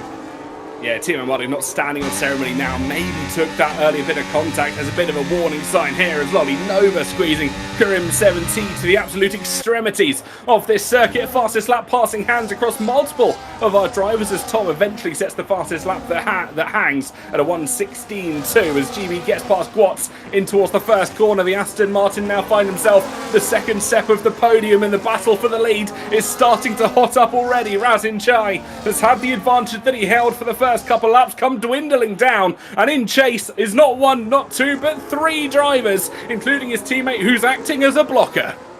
But look at this, it's so close. And now we're going to see how powerful the Dirty Air really is on this F1 25 game. Can the drivers afford to stay this close in tandem with the group in front of them and indeed the drivers behind? Because those front tyres in particular, if the temperatures begin to skyrocket, they're going to be screaming, begging for a little bit of mercy. We're seeing lockups a little bit further back. A few drivers maybe misanticipating how early they have to slam on that brake pedal as hard as they possibly can. We're seeing Karim 17 now trying to make it an advantage on the sister Red Bull. The V-carb going deep in towards the left-hander. Karim goes sweeping past. That was 12th place, make it 11th place for our reigning champion here in the Creator Series. He's got 9 more drivers, sorry, he's passed 9 drivers. He now has 10 more standing ahead of him if he wishes to win this Grand Prix. We enter lap 4 of 66, and I think we are going to see GB charging down on Razin Chai the first time the lead has changed hands in this race. It's GB68 towards the lead, and he takes the lead, he does. Razin Chai demoted to P2 in towards the first few corners. Alex Gillen moving on up as well, getting past the Red Bull of Gwatz. That is now P3 for Gillen. Started, of course, from 5th place on the grid. Got past Noguera off the line, held off an assault from Tom. Now getting ahead of the Red Bull of Gwatz and now setting his sights firmly on one former champion in Razin Chai, and maybe one of the main protagonists to try and pick up a title for the very first time in GB68. Was so often the bridesmaid, he was taking very regular trips to the donut shop, wasn't he, with those 0 race wins that lasted for over 7 seasons, 8 seasons almost, but he eventually broke his duck and is now one of the main players right at the sharp end. Yeah, that win at Baku will always be one of my favourite races that I got to commentate. GB just pipping it out towards the line ahead of Alex Gillen, and the celebratory mentions that got passed around amongst our creators. Nobody was salty after that race. It was just many happy compliments to GB68, who finally got his wedding day that he was so longing for. As we see all of our drivers just close together, the dirty air doesn't seem to be as bad as we once thinking. Obviously, we can't attest to how hot those tyres are looking at the moment, but DRS is certainly a very powerful thing, especially in Barcelona. Are we going to see anybody up at the front challenge for another position? It looks like Razin Chai thought about a move, but couldn't quite get close enough to GB, and we are hearing, or we are being told, GB is running very low wings indeed, and we spoke to him slightly earlier on, and this could be an interesting strategy from the Aston Martin. Not one that you'd want to have whilst you're leading. You'd want a little bit more downforce and be compromised in those long runs and benefit from the DRS. Yeah, but you could almost look at it from the other way, that if he is running slightly less downforce, he's going to struggle a little bit more through the corners, and you don't want that extra car or potentially even group of cars sat right in front of you that could be burning your front tyres and potentially rear tyres up as well. It's such a finite balancing act that all the drivers are going to have to manage, but at the moment still very much equidistant from first all the way down into 7th. You can see Razin already there pulling out of the slipstream, whether that's just to cool the tyres and cool the engine down, or he doesn't want to get too close to GB down into the braking zone of turn number 10. I think we will eventually see what the plan is for the Season 5 champ. Certainly will do indeed. We're nowhere near approaching any risk of pit stops or risk of damage for a few drivers. I think we did see slightly earlier on Adam Sanderson dropping that Mercedes in towards the pit lane, on towards the hard tyres. Of course, becoming unbanned in this season. Nobody else has yet done a pit stop. Ricky 3 deciding that he can live with whatever carnage came to that Williams. As we see a lead change once again. Razin Chai using the slipstream of the DRS to his advantage, and he retakes the race lead on lap 6 of 66. GB will just slot in behind. No change further back as Gillen, Gwatz and Tom all maintain positions in amongst the top 5. Nick Flies, though, has got the better of Scotty Designs, who I think has had a bit of a moment, as it's Punju also getting past the stranded Haast. Yeah, Nick Flies is missing a little bit of his front wing. I wonder if that was potentially from the skirmish and the kerfuffle we saw on lap number 2. But yeah, Scotty Designs, by the way, drops down into P18 and outside of the DRS of Punju in front as well. Just on Tia McMahon, watch, he has managed to get past Hayden and Scott Taylor. But here's the leader of what is effectively the second group of cars, 3 seconds off the back of Kareem 70 and Lolinoba. Needs some scrapping to go on in front of him if he's to get himself back into contention. Still a long way to go, of course, 60 laps, as here comes said Kareem 17 trying to dance around the outside of Infratic in the scarlet red Ferrari car. Outside becomes the inside of turn number 12, and that should be fairly regulation for the reigning champion, and from 19th on the grid by the end of lap 6 now find himself in the top 10. Well, they say never hold a red cape to a charging bull, never hold a red car to a charging Karim, it would seem, as he makes that dispatch look rather neat and tidy. Up to P10 as we see a lead change once again. Razin Chai and GB swapping positions rather dutifully as they are working together, it would seem, or at least not challenging one another as much as you would expect from two drivers that could be gunning for the championship this season. We're early doors into the calendar, of course, the first race out of multiple. There's a long season ahead, and as quite a few famous people in history have said, I'd rather have a lot more friends than enemies at this time of year. Alex Gillen is probably the main driver that we can see ducking out of the slipstream, trying to keep that car, the engine, the tyres, and probably himself as cool as physically possible. You can see him doing it just there on the run down into turn number 7. Tom also just trying to benefit from the smallest little bit of clear air, but that's Gwatz dropping it potentially over the sausage curb on the exit of turn number 8. And after all the hard work that was done in qualifying to get himself 3rd on the grid, dropped down to 4th, that has all been undone as he tumbles through the field. Certainly is not the best of starts. He does let Scott Taylor past as well, and I wonder if this is just a little bit of building his confidence back up. Nick Fly is being a little bit hampered by the Red Bull that was sat rather on the racing line. This could be a good play from Gwatz, though, get himself in amongst the train and try and work their way back towards that main pack. You see the split between Gullis and Taylor at the moment, between 13th and 14th respectively, and the train will have to work together using the DRS and the slipstream if they have any chance of breaking back in towards that lead pack. But stands stands at the moment at 13 drivers tall. Gwat's over the team radio. Yeah, well, he just knew that was going to happen, unfortunately. And on a new game, a new traction model, it is so easy to do. Looked for a move in towards the first corner, decided to back out and play the safe game. Very smart, Gwat's. Very smart. You almost think now, does he have to try and do something different to get himself back into contention? He is very much out of position after that incident down in P15. There's a little battle going on there. Ducking to the inside goes Punju, trying to maybe spook Nick Flyers off the circuit and having to take a bit of a trick through the gravel traps. On the outside, and it's actually Punju that almost ends up having a chat with the barrier on the right-hand side. If he was trying to spook Nick Flyers, I think the McLaren car will be thinking that's a nice bit of revenge being served up to the Williams behind, with Punju dropping down to 18 and out of the DRS range of Scotty Designs in front. But yeah, just on Gwatz, maybe tries an undercut, maybe gets shot of those red strap soft compound tyres slightly early, get himself an advantage track position-wise to get him into that lead group of 11 cars. Yeah, it was an almighty save from Punju. Let's not rule them out too early. He managed to save the car without spinning to a greater degree. We're going to throw it over to our man on Clipbook Corner that has got his ear to the ground. Carl, what have you got for us? Well, let's have a look at the race start quickly. Let's assess some points of view, particularly that front battle and another special customer. So, first of all, GB. Well back of his grid box, of course, got disqualified. Gets the absolute scorching start.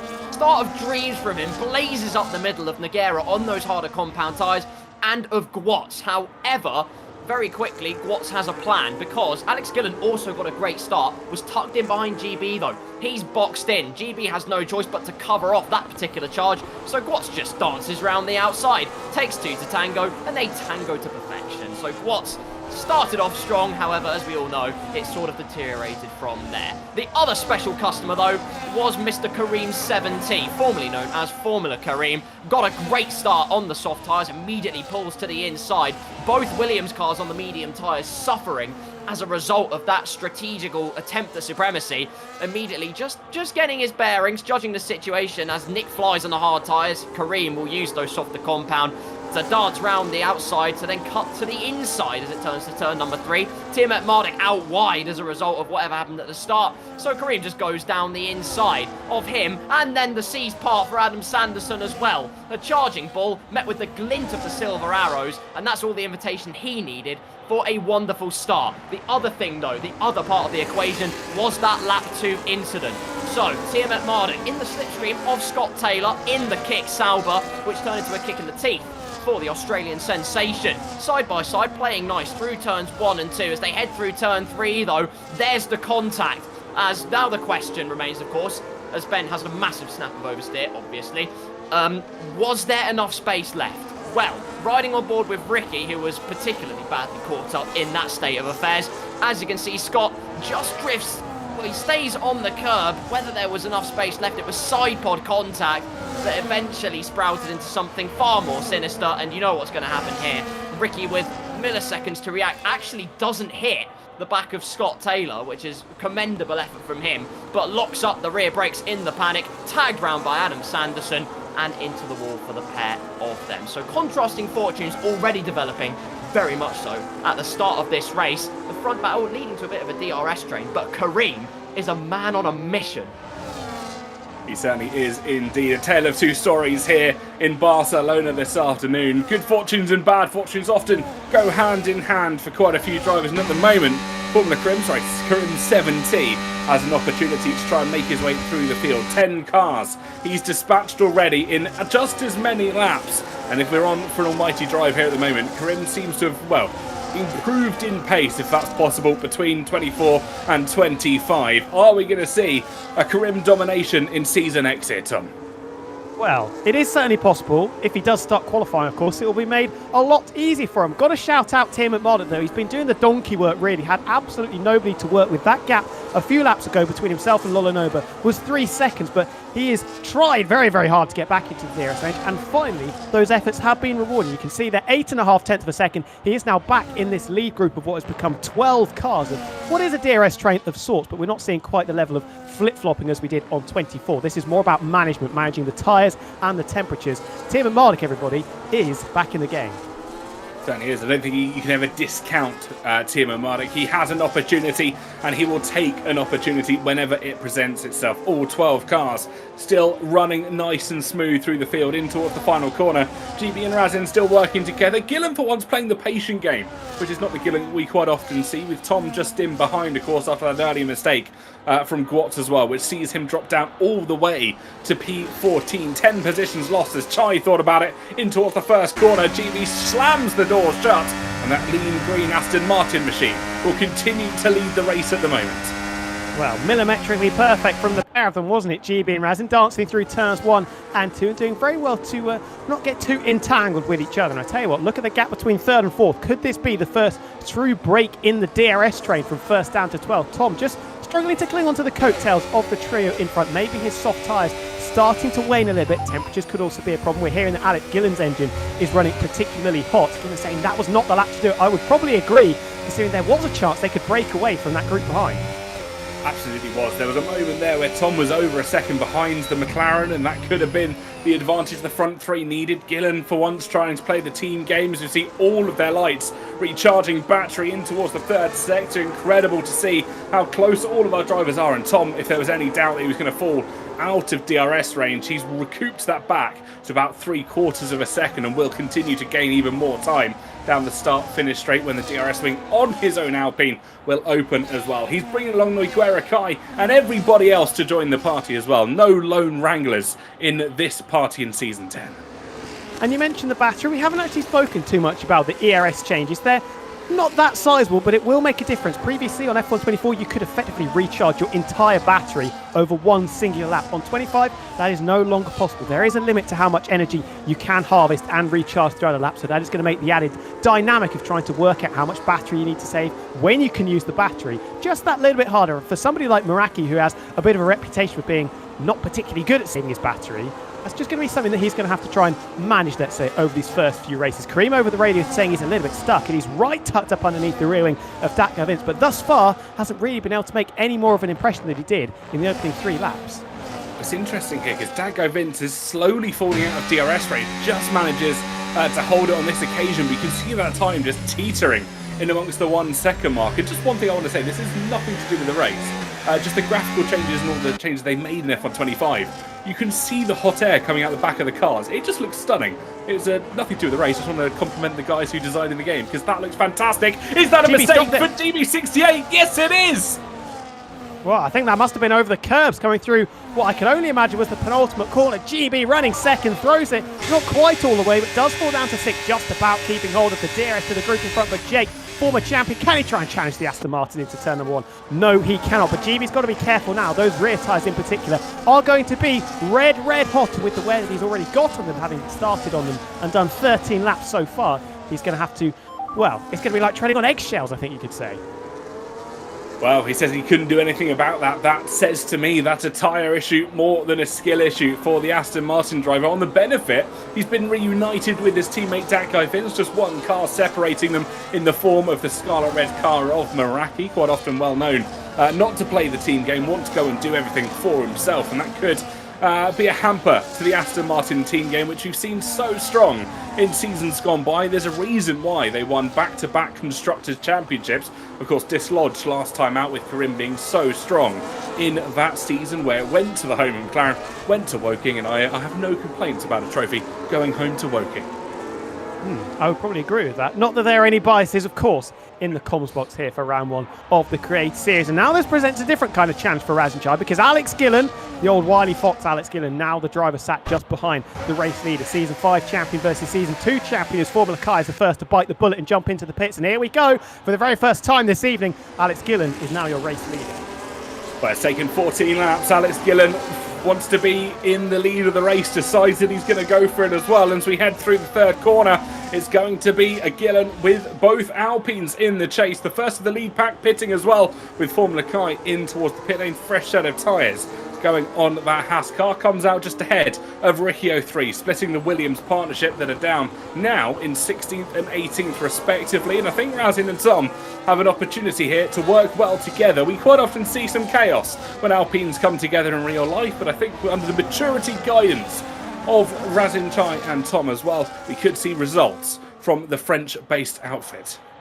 Just got to be careful of Nogueira, sat behind the second Alpine of Tom. Remember, he's on the medium tyres, one of only 5 drivers that didn't start on the red stripe soft compound tyres. He's going to be a big threat in the next couple of laps or so. The soft tyres are going to be close to seeing the end of their realistic working lifespan, and this is an opportunity potentially for Nogueira to try and make an impression late on in this first stint. Hayden Gull is thinking the 3-stop isn't really worth it time-wise. Obviously, if we have safety cars, that throws many cats amongst the trees full of pigeons. And, well, I thought it might have been GB, the first Aston Martin, to jump into the pits. In fact, it's Dakar Vince potentially responding to the punch thrown by Formula Car in the previous lap.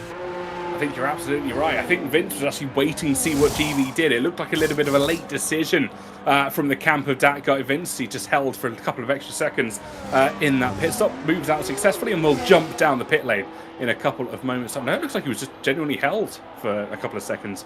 I wonder if there was an issue with the tyres. Yeah, that's an interesting one. Maybe...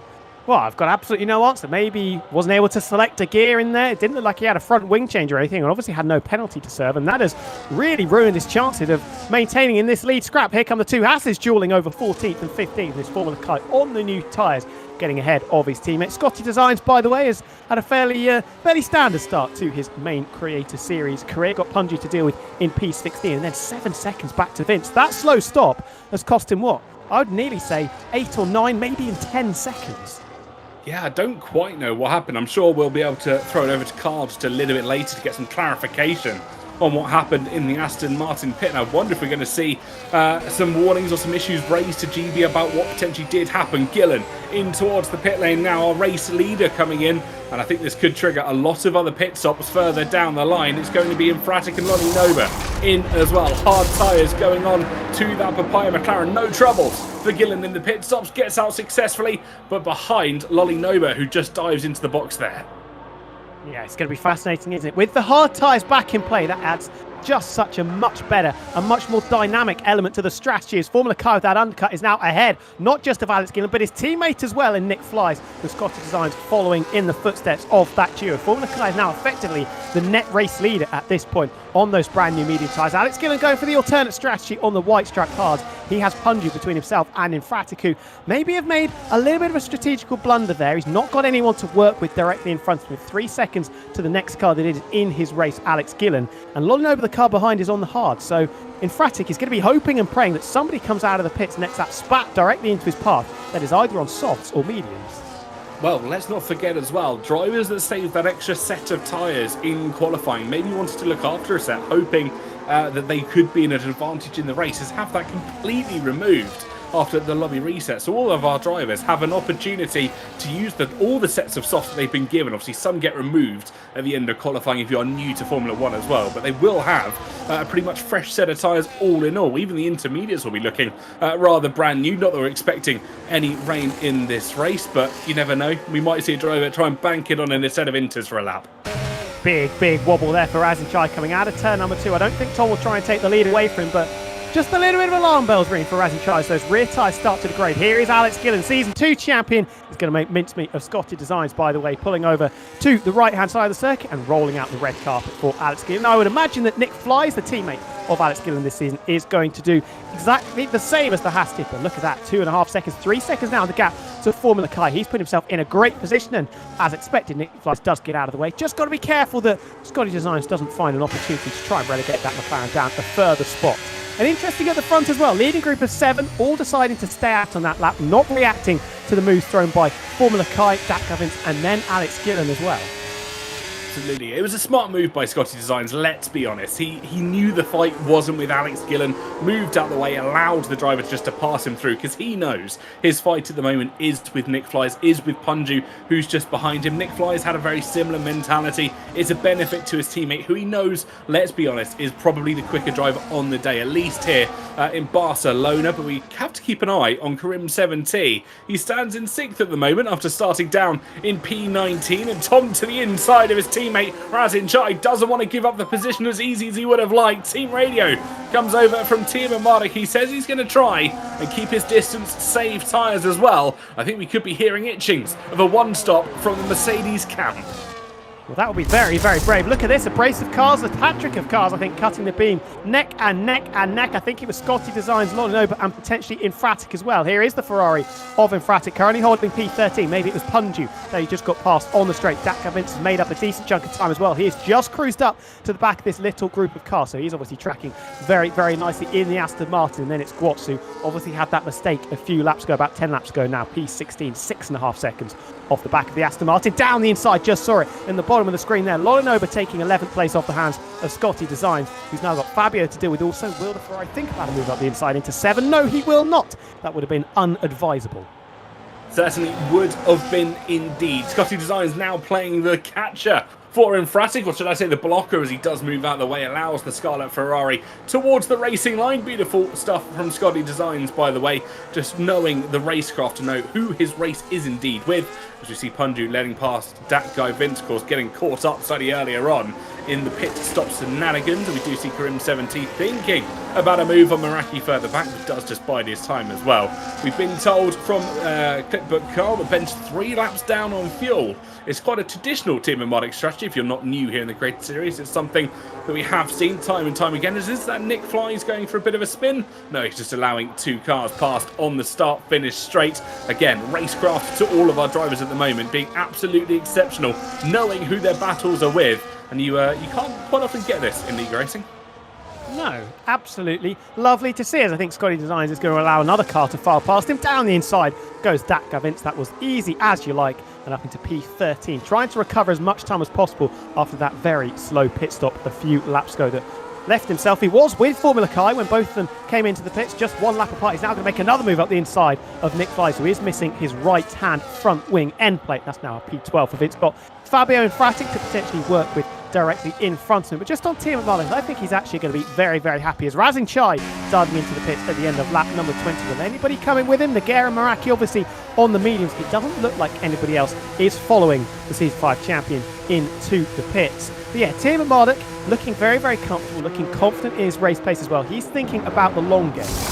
He certainly is. The long game is what matters here. We are expecting potentially a 2 or 3 stop. We're sometimes expecting a 1-stop strategy. Obviously, with the hard tyres being reintroduced, it's a whole different ballpark from what we saw in Season 9. Razin Chai comes out the pit lane and will rejoin, I think, just alongside, just ahead of that guy Vince into turn 1. And that is a massive jump over the white line. Someone needs to have a word with the FIA there. Razin Chai, you cannot do that. Not ideal at all. He's filtered out just behind Loninoba and in between Lolly and Dakar Vince. So interesting workings out there. And lost touch a little bit with Alex Gillen and, of course, Formula Kai, who are, 5 seconds and a further 9 seconds, up the road from this little group of cars. So Gillen looking nice. Formula Kai also looking very, very strong. Obviously, he has got that tyre offset compared to the drivers behind, those older tyres that he used to get himself that track position. They're not that much quicker than the leading group, it has to be said. On the previous lap, Tom out in front with a 118.8, Nagara 118.3, GB 118.3, Alex Gillen on the last lap 117.2, so he's going to be about a second a lap quicker at this stage. Absolutely, it's going to be interesting to see how it all pans out, or just getting the car slowed down was Tom as he follows along with Noiguera and GB all in towards the pit lane. Meraki, Karim and Timo Mardical opting to stay out for a slightly longer stint. Let's not forget, Meraki, I believe, on those medium tyres as well from the offset, so has an advantage, at least can go longer than some of our other drivers. We're riding on board on the bottom right hand side of your screens with Razin Chai, of course Tom's teammate, in towards turn 1. We're seeing a little bit of carnage, a little bit of chaos in Loninoba and Infratic as well in towards that first corner. A few drivers as well not paying attention to that big bold white line on the exit of the pits there, as they disregard any notes from the race director at the start of this Grand Prix. But it's still Razin Chai right on the coattails of that Scarlet Ferrari. And these pit stops have really messed up the order, the established order that he had at the start of the race. Loninoba, though, backing out of that, allowing Infratic and Razin Chai to file straight past. I wonder if that was a little mistake there from Lolly as he drops back down from 6th into 8th position. Now has Dakar Vince to deal with, and very shortly you would imagine Tom Biener in the second Alpine as well. They've allowed Alex Gillen still to scamper off into the distance. 3 seconds the gap between 5th and 6th. Further 4 seconds in front of him is Formula Kai. And Gillen, remember, on those hard compound tyres, so you would think somebody like Infratic or Razin Chai on the mediums should, theoretically, have a pace advantage over that Papaya car. Well, you'd expect that to be the case at the moment. Of course, the hard tyres are not known for their true pace potential, but of course Alex Gillen quite often can turn any tyre that he turns to be on to a race-winning tyre, as we see Karim 17 getting past Meraki in towards the first corner. The front trio once again working well together. Aging soft tyres for Karim and Tiamat Mardik. Meraki still rocking the mediums from the race start, as Gwot sets the fastest lap of the session so far. He's got in amongst the pack just further behind as well. And whilst we wait for all of this chaos to untangle itself in amongst the mid-pack, we're going to throw it over to Clipbook Carl. What have you got for us?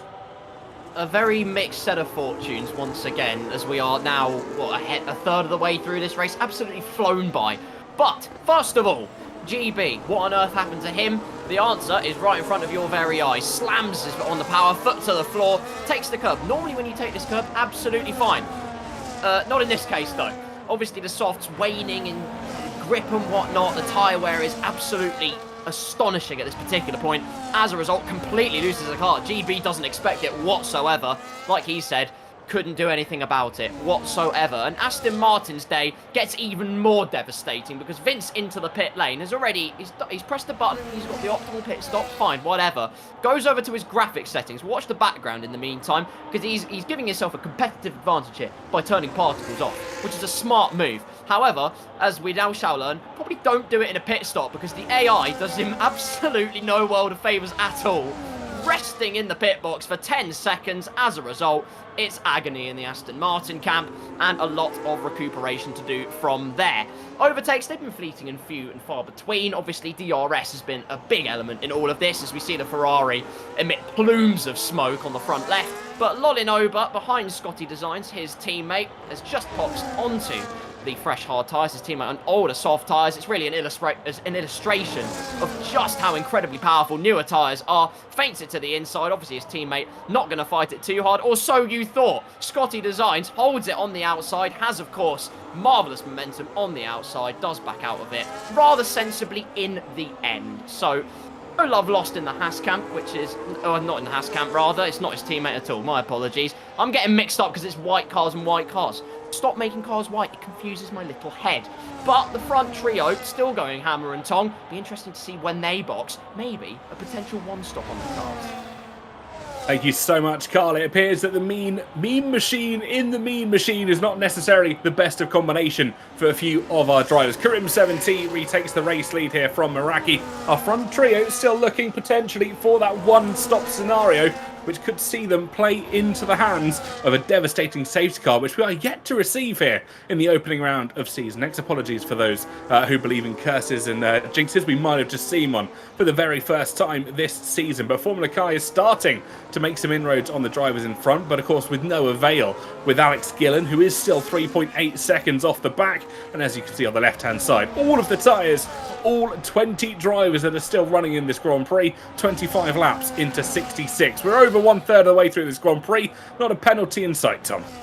No, absolutely lovely to see. Although there are a few drivers that have got some warnings hanging over their head, notably Raz and Chai with 3 warnings. Kareem has got 2 warnings, and we have seen a few drivers have a few little excursions over the curves, in particular in those opening 5 laps or so where they were pushing very, very hard. We saw Gwatz have a big moment. I think Nogueira had a big moment. GB also with that spin maybe would have picked up a warning for that if the game was feeling particularly cruel. Formula Kai, though, is going to be arriving on the scene very, very shortly. Taking half a second out of Alex Gillen on this lap. I think he's decided to turn on the afterburners as that Haas driver currently holding 4th place. He is the net race leader, and very shortly Meraki, Kareem and Ben are going to have a very speedy Haas to deal with. They certainly are indeed. Kai looks to making inroads left, right and centre, but that is what fresh tyres does tend to give you as an advantage. I believe Kai was one of the first drivers to box if we exclude Adam Sanderson, who had that first couple of laps skirmish off the track. And we are seeing Punju in towards the pit lane, seeing all of the beautiful sights of the pit lane on those 48-inch 4K monitors that he has above his rig, which absolutely looks spectacular. If you haven't gone and checked it out already, do go give it a watch over on Twitch, because it's just incredible to watch. He's got about 112 inches of beautiful goodness, and I'll let you decipher of that what you will. He'll come out at P19 though, just ahead of Adam Sanderson, just coming around the final corner for the second Mercedes. The front trio now only 2 seconds to the advantage of Formula Kai, as he is trying to make inroads on the front pack and is doing so hand over fist. And it's really interesting to see how the strategy has just switched things up ever so slightly. Formula Kai, the net race leader, as we've said. Gillen and Razin still in a net second and third. Then it's Infratic right on the heels of Razin in the battle for third and fourth as Tim Marlik boxes and getting out of this leading trio, making it a double act between Kareem and Meraki out in front. He's going to lose a decent amount of time, probably going to come out in between Gwatz and Hayden Gullis, you would imagine, as Kareem takes the lead back. But off the back of Razin and Infratic, then you've got a big group. Lodanova, Vince, Tom, Nagera, GB and Gwatz. We've got a yellow flag out. Somebody's gone for a spin. I believe that may be a Williams, potentially Punju, who's dropped it in the same place that Gwatz has. Yes, you can see the grass on the tyres there. Not good news at all, considering they are brand new. Here comes Tim Marlik filing out of the pits. He's actually behind Hayden Gullis, just ahead of Nick Flies, his former team, of course, in the McLaren.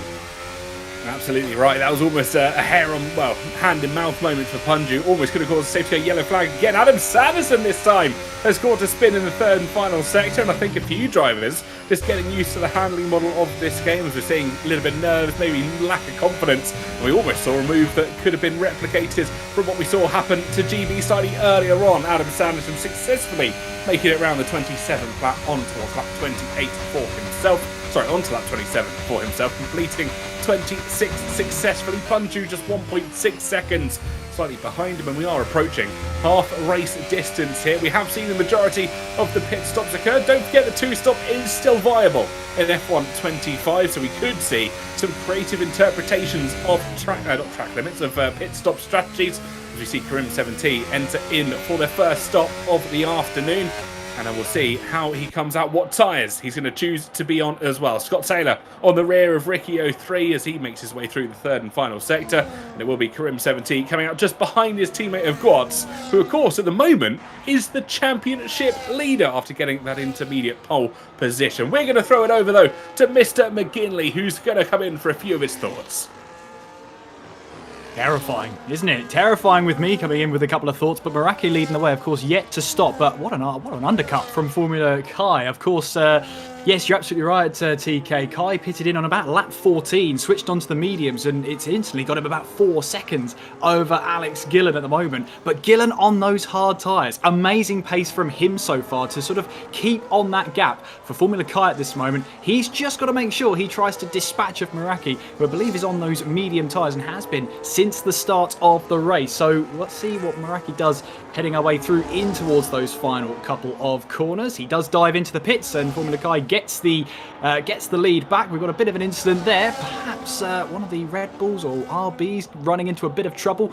But this is a chance now for Alex Gillen to really make his mark now. Clean air in front from 3.6. He held that gap very well indeed. Meraki onto the hard. Interesting call from him. Can he make those last to the end? Is a one-stop possible? Well, there's only one way to find out. Razin just outside of DRS of Alex Gillen as well. Infratic up to 4th place. It's been a good day for him so far. And yes, final lesson from me is if you're that guy, Vince, don't adjust your particles mid-pit stop. It costs you about 5 to 10 seconds. Not ideal. Meraki's rejoined right ahead of Tiamat Marduk, and Ben, well, he knows he's got to get on this. He's got to try and get the move past. It does take a couple of corners to warm up your tyres in any case. But it's turned out to be what has been an opening half of this race, which has been very, very intriguing. And we'll see how it all plays out from here. Back to you, Tom Squared. Well, thank you so much, Kieran. Insight, as always, giving us the latest news, knowledge and rumour on the ground, but also providing a little bit of insight as well. Always great to hear from him. We'll see Kieran just a little bit later on, I'm sure, when the interviews do commence after this race with whoever comes out on top in terms of a race win. As it stands, it's Formula Kai that has a 3.6 second advantage on the rest of the field. We watch here with Formula Karim 70 as he's now known, battling and holding off Hayden von der Gullis. I think just dispatching Hayden von der Gullis as he makes his way back up after that earlier pit stop, Tom. Something that I think is quite interesting, it's fairly obvious at this point if we don't get a safety car, that is.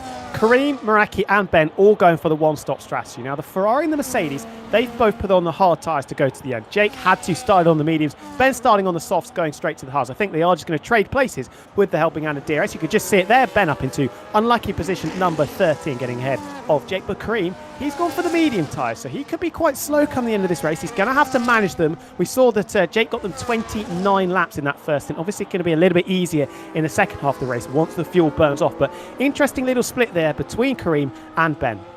It's an interesting call, isn't it? Meraki went long on a set of mediums, now looks to go long on a set of hards as GB has the door well and truly slammed on him by Noguera. We get team radio over from Meraki. I'm hoping Ben saved battery. And we are going to see how they work together. You can see them down in 13th and 14th respectively, and hoping they can work together to pull their way back through the grid. Their greatest challenge at the moment could be that gap between Karim 70 and Lolly Noba, which stands at over 4 seconds, or just under now, as Karim starts to make inroads on the sister car in front. Gwot will try and aim to play the nice teammate role, the Yuki Tsunoda role in the Red Bull partnership, and hope and help not hinder, apologies, Karim 70 on his way through if qualifying in the first half of the race has looked to go their way. And things just starting to converge a little bit at the front. Alex Gillen is lapping around the same pace as Formula Cars. Ben with the fastest lap, 1:15.0. He is comfortably faster than everybody else on circuit at the moment. Absolutely rapid middle sector. But it's Razin and Infratic who are currently the quickest drivers of this leading group of what we'll call 10 cars, down to Lolly Noba that pitted earlier on in the race, that are on the two-stop strategy, we are led to believe. 3.5 seconds from first to second. Now it's going to be interesting to see what Razin Chai does. Does he try and get ahead of Alex Gillen and almost drag himself, the McLaren, and Fabio, who you have to say is doing an exceptional job to go with the Alpine in front of him, try and drag them all towards Formula Car and just make life a little bit difficult for the Haas driver as those mediums, the oldest tyres of the leading drivers, let's not forget, start to degrade.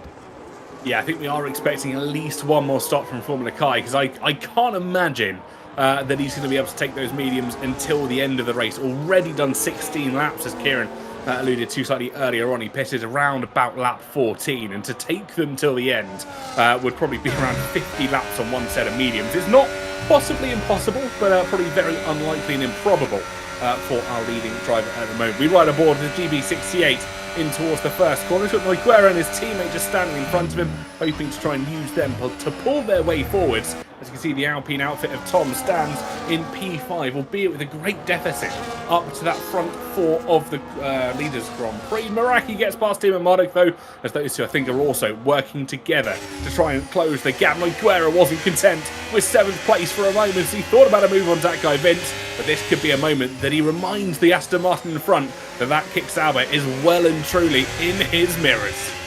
100%. And Nogueira has to pit again. Gone medium so far in this race. Got 21 laps out of his first set of mediums. It'll be interesting to see what he goes on for the final stage of the race. Will he try and eke out this set of medium tyres slightly longer? Maybe go for softs in the final third of this Grand Prix? Or will he be pitting slightly earlier? Trying to do what Formula Kai did, going for a bit of an undercut, chucking on the hard tyres and trying to get some track position. Look at the gap between Infratic and Tom. 5.5 seconds. Somebody is going to have to fill that somewhere.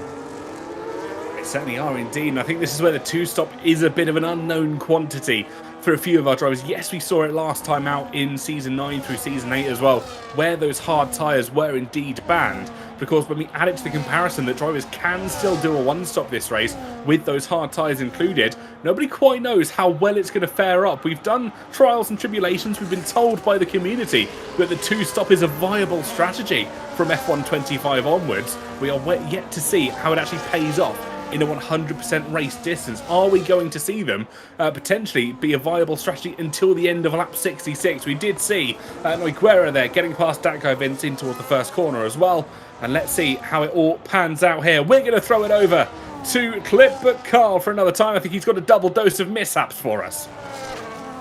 Well, indeed I do. I've got Punju in front of me here as the clip decides to agonisingly load. There we go. Now I can expand it because power. Now, Punju, ladies and gentlemen. First of all, what a setup that is. What a sim racing setup that is. By the way, check out sim racing setups and use the code. You know what to do. But Punju, ladies and gentlemen, had just boxed onto the hard tyres. What I'm here to illustrate is that new tyres, old tyres, doesn't matter. Mistakes can creep up in this race because the psychology is very different here. You've got a different approach. People waiting in the dirty air because it is now a factor. So therefore, there is that impetus just to hold back a little bit, just restrain your pace. You don't overdo the tyres. So you've got to be a little bit tricky. It's a little bit of a tricky situation to put yourself in. But the case of Punju just drops it again. Reminiscent, extremely reminiscent to what Gwatz did earlier in the race, which is really unfortunate. Adam Sanderson was fundamentally exactly the same in all of that one. Here he is, Adam Sanderson, ladies and gentlemen. As you can see, drops it under power at the left-hander. Also clearly not expecting it, so you've got to watch how heavy you are when putting that pedal to the metal, because it can cost you big time. By the way, just to highlight people who are having a great race, Ferrari, you know what? Ferrari will feel like they're in a pretty decent position. Meraki looks like not to tempt fate, but he looks like at the moment the one stop is the way to go. Run those hard tyres to the end. Fabio holding on to Razin and Alex Gillen. So credit to both the Ferrari drivers who are having a storming race. But as we always say, it's a long way to go. Certainly is indeed. Carl, thank you as always for being our ear on the ground, our man behind the scenes that gives everything, keeps us informed of everything going on. Clip with Carl with a potential curse as well, as we see all of our drivers just making their way through. We're over half race distance. That would have occurred on lap 33, and I think a few drivers just starting to calm down as Tom makes his way in towards the pit lane. I think that's stop number 2 here, Tom. Yeah, I think Tom was just struggling ever so slightly. There's way too many Toms, isn't there, for us to try and digest, but he's coming into the pits. I imagine that's going to be, well, hard tyres to the end. He did 21 laps on a set of softs and only 13 on a set of the medium tyres. So obviously did not fancy those yellow stripe mediums one jot. What tyres are they? I think those are the hards. No, I believe they're mediums again. So interesting tactics there from Tom. Maybe just trying to get himself a little bit of clean air as the two Aston Martins swap places now in 6th and 7th. So Tom going for a big undercut to try and catapult himself really back towards Alex Gill and Razin Chai and Infrated. That gap between first and second is still coming down. It's just stalled a little bit in the last couple of laps, just dipping under 2 seconds as the yellow flag is out. Somebody I think has had another whoopsie, potentially Punju once more. So much understeer for Razin Chai. It's really cool though. The driver's clearly loving this new dynamics, not just about DRS training, it's about strategy, managing the tyres. It's almost a little bit more realistic, you could say. I tell you what, there's also very interesting. Kareem 70 came out of the pits. He was about a second and a half ahead of Jake and Tim at Marduk. And they have not been particularly quick. Ben punched in that fastest lap, but ever since then, he is very much stalled as Kai peels off into the pits, reacting to the punch thrown by Tom on the previous lap. They're now 5 seconds, though, Meraki and Tim at Marduk, off the back of the reigning champion. Yeah, Karim 70 seems to be on a different playing field than most of our drivers at the moment, and I think you're absolutely right. That move from Tom there wasn't necessarily a my tyres are getting dirty, my tyres are feeling kind of in a bad shape. It's going to be a case of, can I force everybody else to essentially perform the overcut and have to try and trigger some of them to come in towards the pits a little bit earlier than they would have planned. There's still a considerable gap between Tom and Formula Kai. Obviously Kai biting the bullet slightly earlier on and expecting a few of the other drivers to also pit in, but that's Kai protecting himself from the likes of Chai, Gillen and Fratic. Tom, on the other hand, was mainly focused on those drivers now leading all the way down probably to Karim down in P8. But look at this though. Formula Kai chucked out of the pits. He's only a second and a half off Meraki and Tim Marduk, who are second and third in the one-stop race. Obviously, there's that big gap to Kareem, who's just got ahead of Lolanoba and is now cruised up to the rear of his teammate Gwatz. And I imagine there's going to be a little bit of teamwork going on there. What a move. We didn't see it, I'm sure. Carl in Clipbook Corner will be able to fill us in on what happened very, very shortly. Here are the two racing balls, Red Bulls, in the final couple of corners. I don't know why I called them racing balls there. Charging balls, I think, is the expression. And of course, doesn't peel off into the pits. I think Kareem is going to fly past. Certainly will do indeed. I mean, you are easily mistaken. These bulls are indeed racing on this occasion. They are being followed by a racing bull as well. It all gets very confusing indeed as we see Karim 70 just passing Gwatz rather easily. And Gwatz now will play the axe of the blocker to Lolly Nobert further behind. Team and Marduk dispatches Hayden Gullis as well as he makes his way up to P11. Yellow flag as well. I think that's going to be Punju having another in. So we got a safety car, folks, for the first time in Season 10 to the hopes and dreams, I think, of Team Marduk, who did definitely under fuel. And that's a front wing missing for that Williams. Another cost to incur for the team from Grove. Punju is not out, but the safety car well and truly is. Bert Mylander makes his first appearance. Well, this is going to absolutely change the entire complexion of this race. And Formula Kai, well, he is going to be punching whatever it is inside his wheel, his play seat, whatever it is around him, because he has had his race absolutely ruined by that safety car coming in for his final stop. And the safety car makes a visit very, very shortly afterwards. Scott Taylor and Scotty Designs, by the way, both jumping into the pits along with Nick Flies. I wouldn't be surprised if every driver comes in to get rid of the tyres they are currently on to try and give themselves an advantage. Is that Punju with no front wing staying out there? That's a very interesting decision there for the Williams. I believe it was Punju staying out with zero front wing. Here comes Alex Gillen into the pits. He's going to be absolutely loving this because the race leader's been gift wrapped to him.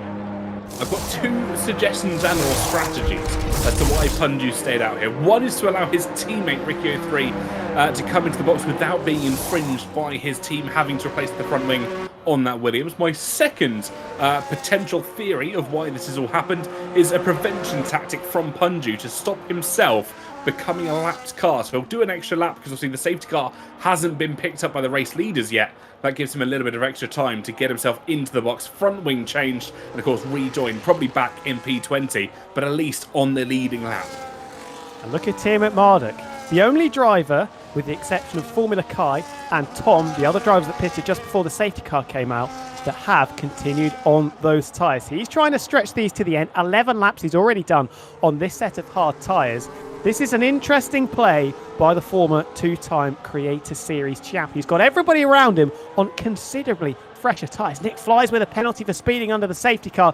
Not good news at all. He's going to have to wait until the safety car comes in to serve that drive-through, and that's going to chuck him 20-plus seconds off the back of the Snake. But Ben going for a little bit of a different strategy here. If it works out, he will of course be an absolute genius.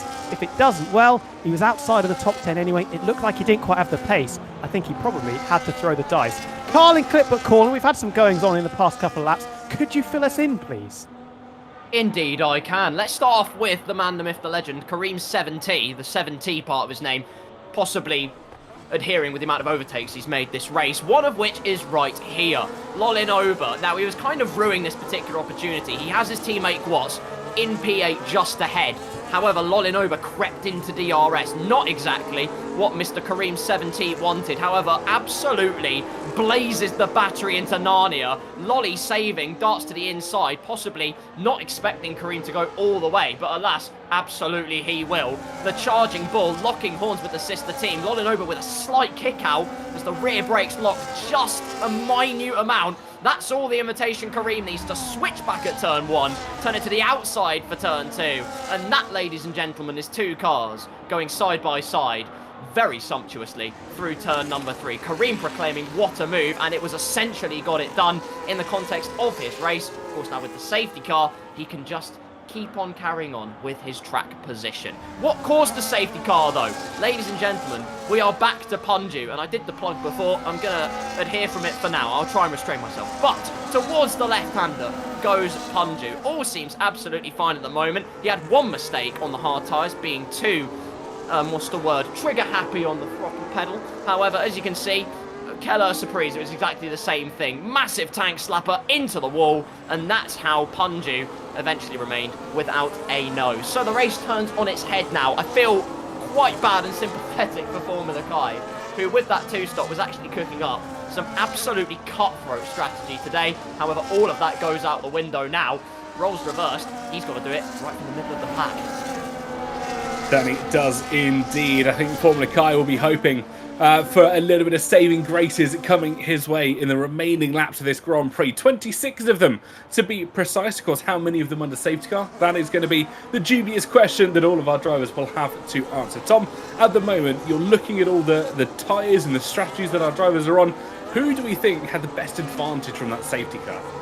I actually think it was probably Kareem. I think even though he was on the one stop, he was probably the favourite to maybe win this race, along with obviously Kai, who I think was 6 seconds off the back of him when he came out of the pit lane. He would have been able to catch that, but Kareem, it was going to be quite the stint to get to the end on those mediums. Now the safety car has come out. He is now officially in position number 9. That is his net place. He's going to have to overtake 8 cars if he's going to get up to Raz and Chai to battle for the win. So he's been left with added work, let's say. Not going to be an insurmountable summit for him to try and climb the remaining 26 laps, but just making his life that little bit more difficult. I'm also looking at Meraki, who has gone for soft tyres. Now, he pitted under the safety car, put on a set of mediums. Whether they were the mediums that he started the race on, it'll be interesting to see if we can get maybe a team radio for that, but he's gone onto a set of softs. I imagine if he has done that, those are the only tyres that he's got left. Well, don't forget that soft tyre allocation would have got reset when we had the issues with the lobby at the end of qualifying. So it might be potentially that he's got 2 or 3 sets of the soft available to use. Probably closer to 2, probably not 3 sets of tyres. But this could be an interesting play. Obviously, the lap served under safety car won't have a massive disadvantage to the wear overall. And Meraki quite often on his day will be a rather smooth driver anyway. So won't feel the impressions and won't have too much let's just say wear at the end of the 26 laps. So this could be a bit of a play for Meraki if he's managing to keep those tyre temps within an acceptable window. And speaking of tyre temperatures and setups as a whole, don't forget to check out our setup partner for Season 10, Sim Racing Setups, where you can use code F1CS to save 5% on your purchases. Compatible on Xbox, PlayStation and PC as well. Unfortunately, no Nintendo Switch compatibility, but I'm being told they are working on it. Excellent news. And hopefully the safety car will be coming in on the next lap, because if you just look on the minimap, we can see Punju and Nick Fly's just about to catch the snake. We know the safety car can be called in incredibly late, so let's just hold our breath, because it might, well, as I predicted, they catch the back of the queue, and coming around the penultimate corner, Razin Chai suddenly is going to have to deal with a restart. Certainly is, indeed. He's got to get those tyres up to temperature within less than, well, 2 corners time. Don't forget, Nick Flies has that drive-through that he will have to serve and has the ability to serve as soon as the first car crosses the timing beam. Chai's going to leave it until the absolute last moment. He's got to wait for that safety car to well and truly be back in the pit lane. He puts his foot to the floor. The flag will go green, and we go racing once again in Barcelona. It's a great pull away, but there's 3 wide further back between Jimmy Noguera and Tom as well, in towards the first corner. 3 into 1 surely does not make an equal transaction as Tom swoops round the outside, getting the better of GB68. The full motion simulator coming to his aid, but he can't quite get the move made. GB hanging on for the time being as we see Alex Gillen now trying to challenge on our race leader Razin Chai. To the outside line goes the McLaren. The harder, softer compound tyres coming to his benefit, and it's Alex Gillen who takes the race lead away from Razin. This could be an almighty tyre choice from Alex Gillen. He has an opportunity to try and charge away now as the next 4 cars are all on hard tyres here, Tom. Tim McMarlock is on very, very old hard compound tyres. Look, still jostling for position. GB and Tom trying to stick their teeth into one another side by side for what I feel is about 30 seconds of this first lap since the safety car comes in. As GB got it done, no, Tom chucks it up the inside of turn number 12. Wheel-to-wheel contact just about between the Alpine and the Aston Martin. Is GB going to be brave? Holding it around the outside of the corner. He's already dropped it out once, and in conceding the place, he also rolls out the red carpet for the reigning champion. Certainly does indeed. Karim 17 does not need a second invitation for a move like that, but keep an eye though, because that Aston Martin is right on the gearbox of the Red Bull racing car. Are we going to see a moment where he's last on the brakes? He is indeed. He sends it to the inside line. The outside will tend itself for the second corner. Third corner comes to the Aston Martin, and GB68 retaking the position with clinical precision. Getting his elbows out, and that's what you need to do against what is the fastest driver on the grid. Kareem maybe a little bit humbled by that, with GB holding off the assault from the Red Bull behind. Meraki gets head of Datkovitz. Nogueira's lost places also. And Razin Chai, look at the gap out in front, 1.2 seconds. Alex Gillen on those medium tyres has been afforded the opportunity to try and scamper off into the distance. He's got to use this opportunity well. He has the better tyre compound. Don't forget, Tim and Marduk will be on older, dying tyres as we see the fresh, soft runner of Meraki get past Noguera as well in towards the second sector, using the DRS zone to his advantage. That's that guy Vince going for a move on Ricky 03 as well. Beautiful move from both Aston Martins as they try and challenge their way through this Grand Prix. And I think, speaking of Grand Prix, this could be Alex Gillen's to lose. 1.6 seconds to the advantage of Razin Chai. Fresher tyres, and all he has to do now is hold on as we see Hayden Gallis going around the outside of Guatz. Those two, the sister cars, having a good old scrap. Brilliant racing. They were side by side for pretty much the entirety of the final sector, and I don't think the scrap is quite complete. Scott Taylor trying to stick his nose in there as well, around the outside, locking the tyres with the Red Bull of Guatz and falling off the racetrack in the process. Here comes Adam Sanson, 3 wide on the exit. We've already had a collision here on lap number 2. There is more jostling, bumping and grinding as it's Punju, who for the second time this race loses out in a bit of a scrap and falls behind Scotty Designs, but Guatz started from 3rd. This race has very much unravelled, now down in 17th. Yeah, it looked like Guatz got a little bit nervous on the brakes, just taps him. That's what allowed Punju to run into the back of that Red Bull racing car. But all the hard tyre runners at the moment will have a proposition on their hands. Do they allow Alex Gillen to try and pull away and, of course, and effectively ruin their own little battle? Or do they try and battle in amongst themselves and try and determine that P2 is the best they can get? GB thought about a move further back. Karim 17 will also think about a move as well, side by side, as they head in towards the elongated left-hander. It's the Aston Martin just hanging on for the time being, but Karim 17 will not aid in his attack as we come round the final couple of corners. Karim will be known to do attack after attack after attack as the first time penalty of the session comes after 44 laps, and it goes the way of one Punju. And this is what we love to see, that the drivers really having to work for these overtakes. Kareem unable to get ahead of GB in the battle for 7th and 8th as Dakovic does, with helping out of DRS, get past the Garrett. They've fallen out of a second to the Ferrari of Meraki in front. So it's a 10-car scrap now effectively for the lead of this race. Tim Martin was also very close to falling away out of the DRS of Razin Chai in front of him, but he's managed to, well, maintain the gap, maintain the DRS to the Alpine in front. But look at it, it's now 2.5 seconds. Alex Gillen continuing to pull away out in front. We saw glimpses of this kind of pace in qualifying, now burying his right foot into the floor of that Papaya McLaren car and absolutely nailing this restart. Certainly is. He could not have asked for a better restart. Got past Razin Chai, got past the roadblock that he was hoping for, and the fresher tyres really tending themselves to Gillen here this afternoon. Chai, Tiamomatic, and Fratic and Kai can't seem to come up with the equation that equals challenging Gillen for this race win at the moment. The question on Gillen's mind, though, will surely be longevity. How long can he get those medium tyres to hang on for? We've seen them go for enough laps to cover until the end, but the question is, when will that crossover come between the mediums and the hards to make the hards viable? I think Razin Chai will be hoping and praying and begging that that's going to come in the next few laps, but I don't think it will. Lolanova's looking pretty punchy. He's just pushed Kareem down into ninth place, putting some manners on the reigning champion. Tim McMahon pulling out of the slipstream. Here comes Lolanova. GB not particularly close to the group in front. Had a little think about a move around the outside. And Kareem just shaking the rear of that Red Bull. Is he potentially struggling with rear tyre temperatures? I think he certainly could be. Gillen over the team radio saying Ben's got a lot of the mastery of Create Series, no doubt about it. He's basically giving Ben a compliment, which is something you very rarely see nowadays, and he understands that Timo Mark is one of the old souls in F1 Creator Series. He knows how the game works. As that bloody Nova having a bit of a bum wiggle out of the corner, couldn't quite get the traction on the car, but keep an eye on this, folks. Karim 70 right behind Lolly Nova. Who's right behind them? Well, it's the soft runner of Meraki, who's had a miraculous performance in the restart from this safety car. Yeah, but going through turn number 9 there, you saw the effects of the dirty air, and from defence to attack, that's Lolinova throwing that V-carb down the inside of GB. It said he was punchy on the previous lap. Very, very aggressive from the driver that has a couple of Creator Series victories. Looks unlikely he's going to add to that, but trying to pick up as many points as he physically can. Got to be careful of the reigning champion, still very much in this scrap for 7th, 8th and 9th.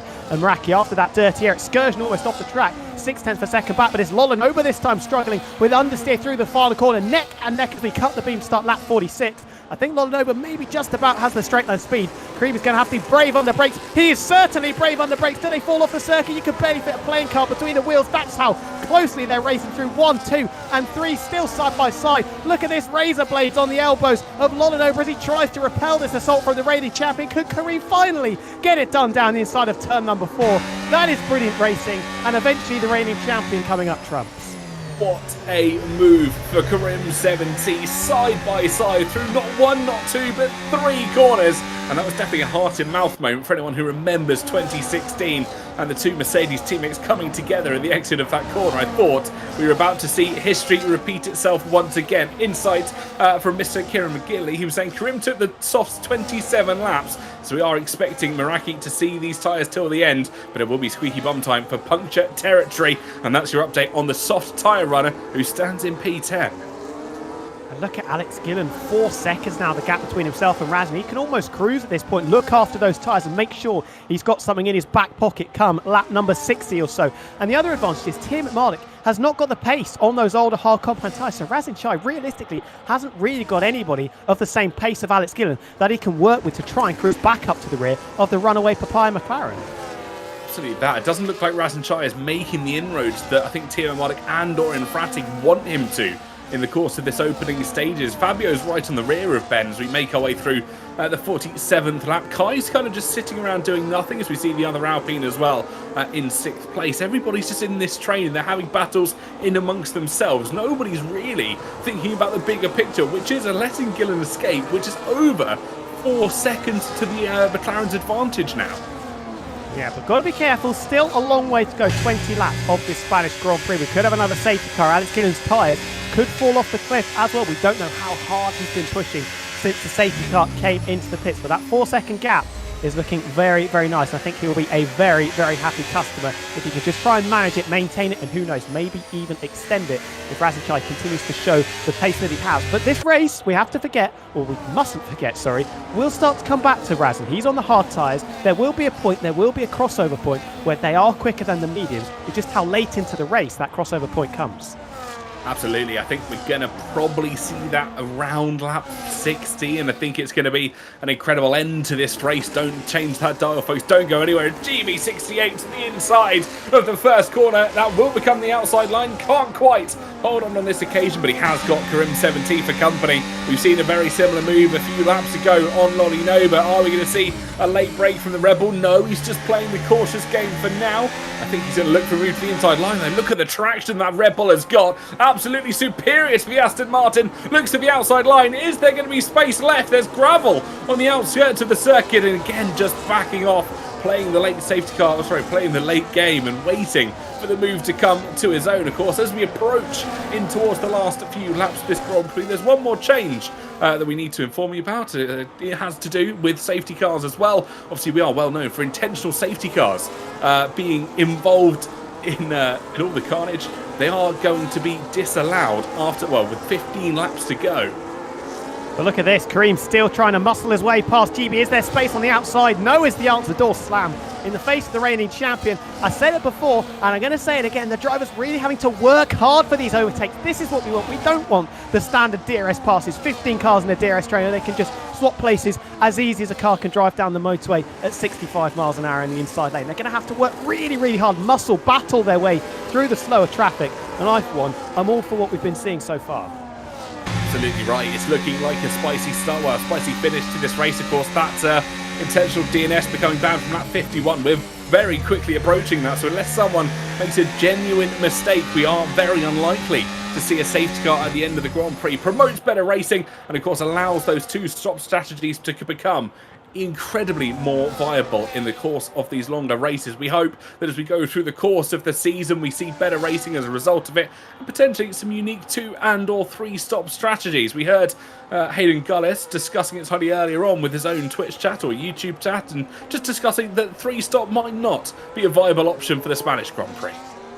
And just look at the gap between Formula Kite and Tom. Oh, he's just got it back under 9 tenths. He was hovering around 0.99 tenths per second. So Tom just got to be careful. He's also got to deal with 2 very feisty drivers sat just behind him, GB and Kareem 17, both on fresh at medium tyres as well. Remember, Tom and Formula Kite came into the pits before the safety car came out. Meraki diving into the pits to get shot of those soft compound tyres. Oh, now we've jumped over to bless me. Apologies, folks at home. Just the trees interfering with the signal there. As we did have Alex Gillen over the team radio just very briefly saying that he had to be very careful on those right-handers as well. And we are, I think, seeing... Somebody's turned the lights out. Somebody has turned the lights off. We've got an electrical failure in Spain for the second time in a couple of months. And we can now see it as we watch on board with Tom making their way through, trying to still put the attack on Formula Kai. I think Meraki sacked this one off, to be honest. He's just come into the pits and put the wet compound tyres on. That is very, very interesting. I think he's, saying that he's going to be sat in 20th and last position for the rest of this Grand Prix. Interesting there from Jake. I'm going to be fascinated to see whether that's something that he's going to be complaining about to us after the race. Oh, is he? I think I've just been told by Gareth Allen that he had to go somewhere, didn't he? So if his stream's not up, that is going to be why. He's jumped onto the wet tyres and I think is departing very, very shortly. So from what I understand, Mr. Meraki has to get a ferry. A rough time. He's got about an hour till he's got to get to the ferry port, so he has to leave roughly about now. And he did say if there's safety cars and or delays, which we have seen, unfortunately, both of them during the course of this session, he would have to let his AI finish off. So has bolted on a set of the wets and let his AI go and do its thing. At least he will be finishing. We are still, at least with all 20 drivers, technically 19 humans and 1 AI as well, as we've seen Aguera get past that guy Vince further forwards as well. That promotes Aguera up to P10. That guy Vince just down in 11th place. Yellow flag further back. I think that's Nick Flies at the final corner. Are we seeing issues at McLaren? He's definitely going slowly, but hasn't stopped just yet and still going very slowly down the pit straight. So not really sure what's gone on there for Nick Flies. I doubt he's run out of fuel with 15 laps to go. That would be an incredible achievement considering we've also had a safety car period. Maybe he's holding up to try and wait for Meraki so they can have a bit of a battle going on. He might be on the inters or the wet tyres as well. Obviously he had that safety, or the drive-through, sorry, for speeding under the safety car. We've got a virtual safety car now though. Nick Flies has crashed with Meraki. That's interesting, to say the least. Jake's got half a front wing on his car. He drives into him again. I really hope this doesn't cause a safety car because that would really ruin what we've got going on as Nick Flies shoves the the Ferrari being controlled, what I can only imagine, with AI into the pits, or into the wall, sorry. Meraki throws his car into the wall, and we have got a safety car. Absolutely fantastic. Yeah, that's Alex Gillen, by the way, Alex Gillen has missed the pit lane. Alex Gillen has stayed out, so he is going to be absolutely cursing the existence of his teammate. And the runaway leader, he's got that up to 5 seconds. He's now been absolutely killed by his teammate. Well, this is going to be an interesting finish. I think by the sounds of it, they've left it until the very last moment to cause that safety car. If indeed that did happen, we saw some interesting issues between Nick Flyers and Meraki there, and I'm sure there'll be some stern words coming the way from one Alex Gillen as he'll make his way through at the race debrief there. We'll see how the safety car now will become a procession at the start of lap 52 of 66. Nick Flies obviously having, well, I was going to say the time of his life down at the back of the pack. Unfortunately, everybody else getting involved in some, well, having the brunt of some rather childish behaviour. Unfortunately, we've got Tom up in P2, Karim in P3, obviously everybody allowing themselves to box and get a fresh set of tyres on here. We'll see how we progress through.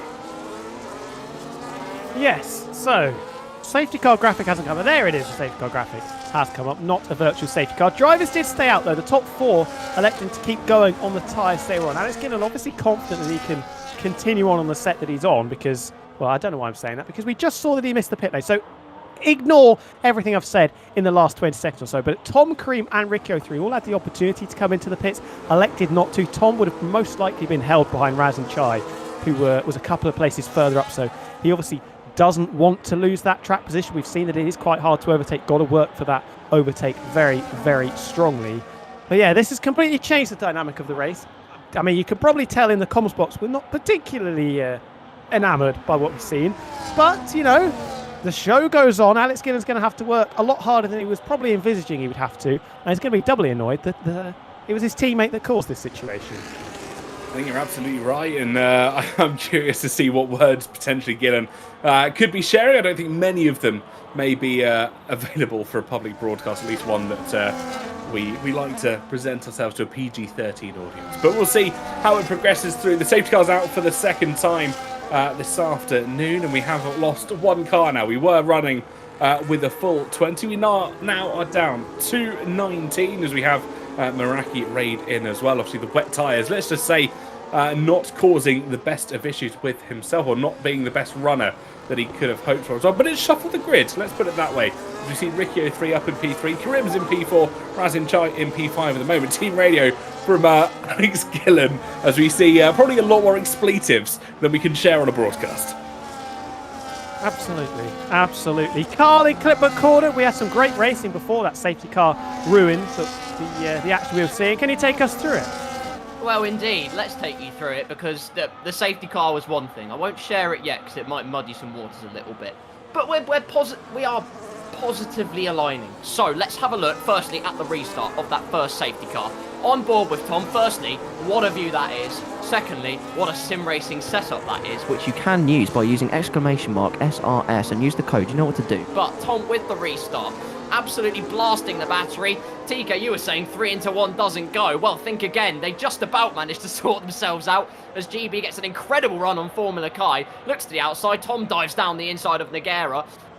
Switches back, and then it's side Sorry, by Carl, I'm side going to at have best. to interrupt you We'll here. go for it Safety later. car's had a last-minute cut in. We are going to go racing on lap 54. Apologies for cutting that technical analysis short. Gillen will lead us away on the 54th lap of 66. A very late call from Bert Mylander indeed. Tom can try and challenge in towards the first corner. Ricky 03's there as well. Almost side by side. The Williams almost coming across into contact with the Alpine. Razin Chai's in the vicinity as well. Both Alpines looking to try and make ends meet, but Alex Gillen has had a fantastic pull away as well. Somebody that hasn't. Kareem 70 was third, I think he was, at the restart. Now down in 7th. Razin Chai's through, Tim McMarlick's through, and then Fratic's through as well. And Ben's going to be loving this. He is firmly back into contention on the same tyres as everybody around him, with the exception of the 4 that stayed out. GB and Formula Kai battling very hard over 8th and 9th position. The racing, you would imagine, is going to continue to be as clean and as pristine as it was before the safety car came out. 13 laps to go. Alex Gillen still leading the way. Another yellow flag. I think somebody's dropped it, and it is Formula Kai. So I said it was going to be clean, and it is battle between himself and GB. Finds himself facing the wrong direction. Going to happen. Fresh new tyres haven't necessarily got up to temperature with how late that safety car called in. It caught all of us out here in the broadcast booth, as well as I have the regrettable decision of having to cut Carl off, which is not something that I like to do on the daily. We will go back to hear from him slightly later on as well, but Gillen still leads, but he would have liked to have that 5-second advantage back as we have DRS become enabled on towards the 55th lap. 12 to go here in this Grand Prix, and Tom now has an opportunity of a lifetime to get this win. I can't remember quite how long and how many days it's been since Tom last stood on the top step of a Created Series podium that wasn't a sprint race, because he has picked up a couple in the last couple of seasons, and he finds himself half a second off the back of Alex Gillen, with Ricky 03 a buffer between himself and his teammate Razin Chai. Tim Malik on the soft compound tyres, Green 17 continuing to leak places, and he runs wide to boot as well. Through goes Dat Govins, through goes Hayden Gullis, and the reigning champion has found himself tumbling through the field at an alarming rate of knots, still battling away with Hollywood Hayden Gullis, who's in a bit of a Saris between himself, Hollywood and Adam Sanderson, who dives down the inside of turn number 7. Not a regulation overtaking point. Got to be careful of the second Red Bull of Watts as well, picking up the pieces. But for Kareem, this has turned from something that was looking pretty spectacular into something that's looking absolutely disastrous. Certainly is. You were saying he's found himself falling positions. He's also found himself racing on controller for the end of this Grand Prix. Technical issues for the likes of Karim 70, and that could explain the monumental drop. We see Adam Sanderson still has damage from slightly earlier on. We approach on towards lap 56 of 66, 11 laps to go, and this could be a battle for the race win. Ricky 03 starting down in P17 now has an opportunity to try and get a podium here, but Razin Chai has other plans. Swoops to the inside line of the first corner, and the Alpine makes it a 2-3 for the team from Enstone. At the moment, Tom has the advantage, and Ricky 03 picks up a 3-second penalty, as does Sanderson as well. And through comes Tim Malik as well, sensing the opportunity, sensing the moment, and getting up into position number 4 now for the former 2-time Created Series champion. Fratic has had an outstanding race as well, it has to be said. If he can get past Ricky, that'll see him returning into the top 5 for the first time since the safety car came out. Was running in P4, I think, before we saw that little intervention that none of us particularly wanted. GB hot on the heels of the Ferrari also. Then it's Nogueira, Dat Govins and Hayden Gullis rounding out our top 10. Kareem down in 17th, running on the controller. This has been a disastrous start for the reigning champion. And the points that he's going to be picking up are going to be, if not very small, nil. Oh, don't forget our championship leader, Gwatz, is all the way down in P11, picking up that singular point for Inter's pole slightly earlier on. If you can remember back to about 6:30 this evening, at least UK time, as we round the final corner on towards 57. Gillen still leads from Tom from Chai. Timo Mardik still on the chase as Razin sets the fastest lap of the race so far. A 1:14.234 for the Alpine car. And we have got Karim coming over team radio. I have no control. I'm so sorry. That has to be the fact that he's trying to race on controller and he's trying to do the best of his ability, but he's dropped down to P17. This could be race ending for Karim 70.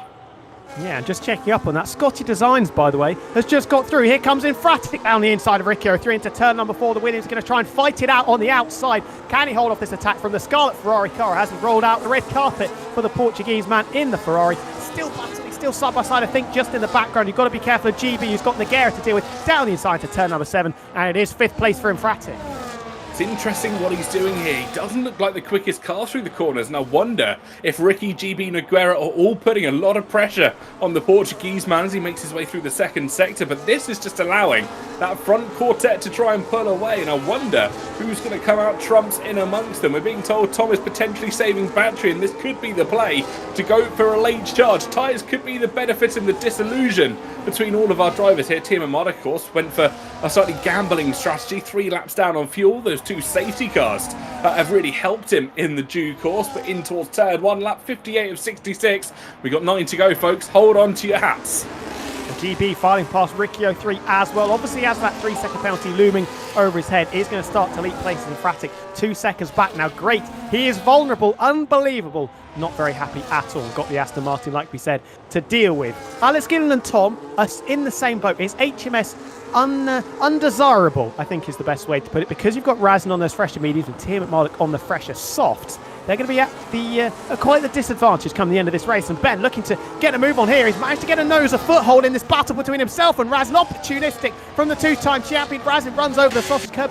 Very lucky to find himself pointing in the right direction and not thrown into the barrier very, very aggressively. But Tim Malik muscling his way past his former championship rival. Well, we've heard of close cut racing. That could have been cutthroat racing between Timo Mardik and Razin Chai as well. Razin has to succeed the position at the moment as he stands down in P5. Timo Mardik will hold firm in P3. We'll be looking to try and take a podium as well, and I wouldn't be surprised if there's a few words exchanged after that. Wasn't necessarily as much space left for the Alpine as well as or as much as he should have done there, as Tom looks to the inside line, trying to take the smoother run in towards the first corner, although not challenging Alex Gillen at the moment. We see Nick Flies coming out of the pit lane after an earlier stop. He's now being lapped by the majority of the grid, and in amongst that field as well. This could be carnage for Nick Flies. But I think he has just slam the anchors on and let everybody go through. Scotty Designs, by the way, has just picked up a 3-second penalty for corner cutting. They're starting to come in thick and fast, and in the remaining 7 laps there could be some big names towards the sharp end that pick up a 3-second penalty for corner cutting. I'm looking at Razin Chai still on 3 warnings, Nagera on 3 warnings, Tom with 2, as well as a couple for Dak Govins and Gwatz in 8th and 9th as things stand. Timo Mardik, though, with himself now in 3rd, I cannot believe I'm saying this, is potentially the favourite for this race. I think he certainly is. The softer tyres would depend on fuel load. I think that's going to be the overarching question. Timo Mardik, though, to the inside line, catches Tom by surprise, and this is where the wonder from down under could certainly try and play this game into his own hands. We've seen this time and time again. Timo Mardik will wait until the last possible moment to strike. And folks, we've got a championship battle, or a race battle, spicing up here. Yellow flags further back. That's Nick Flies once again causing them. We're seeing Gillen versus Timo Mardik. This is round probably number 67 at this rate. I think we're about to see fireworks in Spain. Well, look at this. Fabio and also GB have cruised up to the back of this little group as well. They've brought Nagera along with them as well. So it's now a 7-car scrap expanding for what was just a 4-car battle for the victory here in Spain. Gwatz a further 1.5 seconds back. He's got the fastest lap of the race to his name. If he can try and rediscover the pace from qualifying, he could very well get back into this fray as well.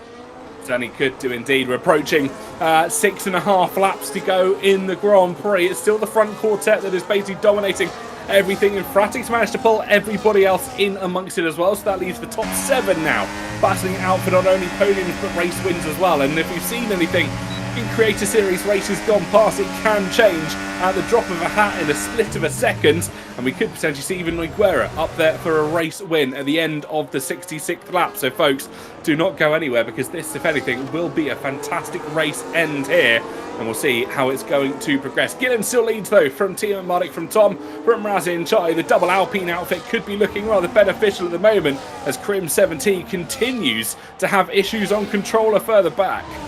Yeah, he's battling away with, I believe, Lodinova and Nick Flies. Gwatz is absolutely flying, by the way, motoring along very nicely with 6 laps of this race to go. Tom under pressure from his teammate down to turn number 1, but just holds off the looming pink and blue car. The same car that he's driving appearing in those rearview mirrors. Gwatz back into this conversation, along with Dak Govins, 9 cars now in this lead DRS train from Alex Gillen on the older medium tyres that he had since the first safety car back in the early 40s of this race. He's done 20 plus laps on them. If he can nurse them to the end and hold off the assault from his old sparring partner, I think we've got more kerfuffles going on at turn 1, as that was a mistake from Razin over the curves. Is this an opportunity for Fratik to dive around the outside? You bet your bottom dollar it is. Razin runs off the circuit and picks up a penalty. Fabio says thank you very much, and that's P4 fella. But back down the inside comes Razin through turn number 9. Just enough space left for the Ferrari. Former teammates, of course, and they didn't get on particularly well, it has to be said, and Fabio eventually conceding defeat.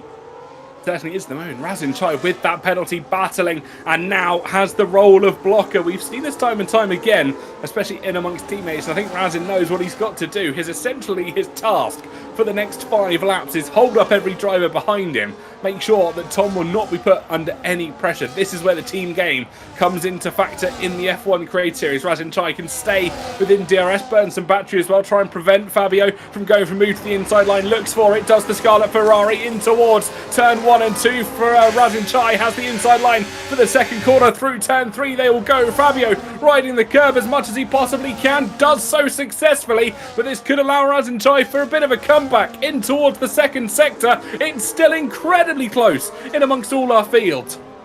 Oh, and GB trying to get one over on the Alpine as well. Going to have to be the long way around through turn number 5. Can he make it work? Not a lot of space left for the green machine on the outside, but the advantage of those fresher soft compact tyres that GB's got is going to hang it around the outside of turn 7 as well. Got to be careful of the sausage curb, can throw you violently into the barrier. That is picture book stuff from GB68 to get up into the top 5 and relegate Razin down a further spot. Yeah, the penalty seems to have really rattled Razin, although he's going to look to the inside, can't quite get the car stopped slow enough. That's a mistake from GB68, though. Opens the door for Razin. Shai lets him through, and that Alpine given a little dose of good graces once again as we approach on towards 63 of 66. 4 to go, folks. Count them down on all of your fingers as we see Alex Gillen still leading this race. The difference between Tom and Timo Marduk separated now by over a second and a half as Tom's passed by Fabio as well. The DRS coming into fruition for all of our drivers. Timo Marduk almost thinking about a move in towards the first corner. Can't quite do it on this time of asking, but the battle is well and truly hotting up here, folks. You could not write this, could you? Brand new game, brand new physics, brand new game engine, and it's still Alex Gillen versus Timo Marduk. Exclusively, you would think now, with 1.6 seconds ahead of Fabio in the battle for first place. The two old sparring partners, they've had so many run-ins in the past, and now for the first win on F1 25, get your popcorn, folks. This could be very, very spicy indeed. Well, we've heard comments in races go by where Gillen exclaims that Ben's safety car luck is somewhat unparalleled, and I think it could have been Gillen's own teammate causing the safety car this time around. Yellow flag still further back. I think that's the Red Bull of Karim 7T still having issues on controller, and we see Timo Marduk standing in P2 at the moment. He started down in P12, let's not forget that. Managed to work his way through the field after safety cars and carnage, different tyre strategies and saving fuel as well. We approach on towards 3 laps to go. It's still incredibly close. Fabio's making inroads and has done by about a tenth and a half, with the DRS benefit the Mercedes is making to the inside line. Goes Gillen, goes defensive. Timo Marduk takes the race lead for the first time this afternoon, and this could be a championship charge for Timo Marduk once again. Can he bolt off into the distance? How much life is left in those soft compound tyres? What can the riposte be from Alex Gillen? Ben fastest in the first sector. Obviously, Karim will not DNF, but he isn't going to score any points as things stand. He's got Nick Flyers and Lolin over for company right at the base of the field as it stands. 7/10 the margin between Alex Gillen and Timo Marduk. Gillen, if he can just take this long, take this to the last lap, give himself an opportunity at the start of 66 down to turn number 1, he will fancy his chances. But a mistake, an uncharacteristic one from Alex Gillen, taking too much curb deep into turn number 7. Is this Timo Marduk's race to lose now? I think it certainly is. It could be enough with DRS to pull Alex Gillen back in, but it's going to be a drive that is well contested. He's going to have to put everything he's got through the 4 wheels on that Papaya McLaren. He's got to try and push his way forward as we have team radio from the Papaya car. P2 as worst case is not that bad. Maybe some consolidation happening in that cockpit at the moment. 2 to go, folks, and it's still Timo Marduk versus Alex Gillen on circuit. That is considerably more positive than I thought Alex Gillen was going to be. But hold your beer, everybody. Here comes the Season 2 champion, charging up to the rear of the McLaren. He's going to take the lead away from Ben. Battle's going on in the midfield. We're not watching the lead fighters. Nagera and GB far past Tom. We picked up a 3-second penalty as well. They're the leading duo. Alex Gillen and Timo Marduk so often finding themselves nose to tail. Also find themselves in the gravel, the pair of them, from time to time. And it's the McLaren that takes the lead back. Ben, I don't think he'll be too disappointed by that. We know his tactics from F1 24. Loves to be in second place as they start the final lap of the Grand Prix. Don't forget, it's such an advantage to run in second place, at least with the long start-finish straight we have in Barcelona. He won't want to run in second place on the final lap of this Grand Prix. The finish line comes so quick and fast as we come around the final corner. We've got about a lap and a half to compete here, and let's see which way it's going to go. Fabio's almost broken that 1 second barrier as well. Let's not see. This could go either way. We could see a Scarlet Ferrari come into contention as well. And you can just see, you can hear what Fabio's saying. Crash, crash, crash. He's praying for a collision between Alex Gillen and Timo Marduk, and the odds are not going to be particularly long on that happening. We round the final corner for the penultimate time to start lap number 66. 5.5 tenths per second the gap. Alex Gillen back to Timo Marduk, the DRS flap opening for the Mercedes. Which way is he going to go? Which way is Gillen going to go? He goes defensive. Ben trying to sell the dummy. He's going to be made to go the long way round. Bit of a block pass there from Alex Gillen as he holds firm in the lead for the time being.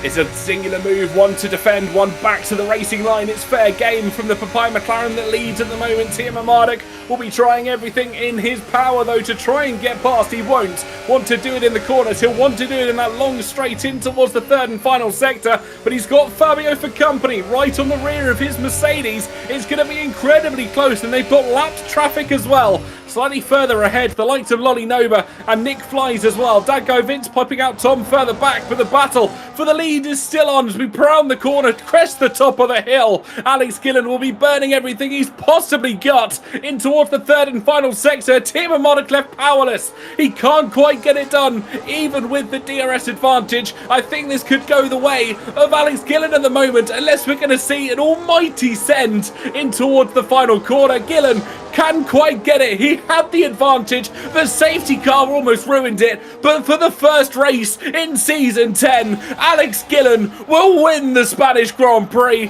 Timo Modok can't quite sum up enough courage. He'll finish in P2. And Fabio, coming all the way back out of nowhere, will finish on the podium in P3. Emphatic podium, Alex Gillen versus Timo Modok. We had some controversy, but who cares? Because in my mind, I think the right person won that with how the race was going. Alex Gillen defending absolutely perfectly that assault from Timo Modok. What a riposte after losing the lead a couple of laps ago. And Alex Gillen, I think, is the deserved winner of the opening round of the season. Just a word on Formula Kai as well, who was absolutely cooking his undercut before the first safety car absolutely ruined that strategy. He comes home to finish in P11. GB and Nogueira rounding out the top 5, and Guatz had a very decent day out, considering he spun from P4 on lap number 9, I think it was, to come back in P6 and bag some points for Red Bull.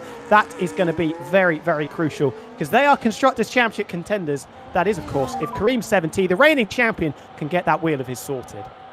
Absolutely. 11 more of those rounds, please. That's what I'd like for the season. Don't forget, we've got 11 more rounds this season. We know, I think, about 5 of them, including a mystery as well. We head to Belgium, Hungary, Canada, Austria, and the finale of the Mystery Grand Prix. Everything else will be revealed on the day, and it is some fantastic drives for everybody as well. We'll run through the grid order, and then we'll hand back over to our lovely presenter, Mr. McGinley, who sat waiting for us nice and calmly up at the top. Higher on top, as it might be in just about, well, what's the time now? 16 hours time, potentially. And Alex Gillen starting potentially as he means to go on. We saw glimpses of the pace in qualifying, but with the rain and then the lobby crashing that we had, wasn't able to convert it into pole position. Timo Modok will be incredibly satisfied there as well. Qualified only P12, but to come back and finish second place when at times it didn't quite look like he had the pace to match the likes of Gillen, the likes of Razin, the likes of Kareem 17 when his wheel was working, of course. I think he'll be very, very satisfied. And emphatic as well, picking up a well-deserved podium. Cleanest driver. Are we sure that's right? Hayden Gullis? I think we need a bit of a rethink on that one, game. Maybe the feature clearly not working particularly well if Hayden Gullis is the cleanest driver. God, imagine that. If you told me a couple of seasons ago Hayden Gullis, the cleanest driver, I think we need a VAR review on that. But your standings and your race results this afternoon. It's Gillen that wins from Timo Modok and Emphatic on your podium. GB, Nogueira, Guatz, Vince, Razin Chai, Hayden Gullis, of course, finishing in P9 with that cleanest driver up from P20. And Tom round out your top 10. Kai, Ricky, Sanderson, Scotty Designs, by the way, Scott Taylor, Punju, Karim 70, forced to swap to controller at the end, finishes in P17 with Lolly Nova and Nick Flies as your finishers. And of course, Meraki, the only driver into the barrier. We're going to throw it back, though, to our lovely presenter, Mr. Kieran McGinley. Kieran, all yours. Thank you very much. I mean, wow, what a race to kickstart this season, Carl, eh? You couldn't write it. 2 safety cars there, and still Gillen managed to hang on with that one. What a race. Oh, I couldn't agree more. That's a firecracker of a first race of the season. Thank you, F125, because that's the opportunity he got. Admittedly, his teammate probably didn't help him out that much, so Nick probably rethinking that. But on the other hand, the dirty air, it gave him the opportunity. It just allowed him that avenue, despite Timo Modok on the softer tyres, or maybe even fresher tyres, but we know how aggressive the tyre wear can be. Even so, the opportunity opened up. Such a great race. It turns out I'm now jaundiced. You can't write this stuff. What is this? I'll leave that to you. I've lost frames since that race. That's how great it's been. Yeah, my poor camera's overheating, so it's okay. We'll head over now to some interviews, and we'll start first of all with our race winner in Alex Gillen, and let's find out how on earth he got that victory there. Alex Gillen, welcome along. Congratulations, opening round of the season, and it's a win. Now, truthfully, after that second safety car, did you think you could win from that position? Oh, thank you, guys. Absolutely not. No, that's the answer to that.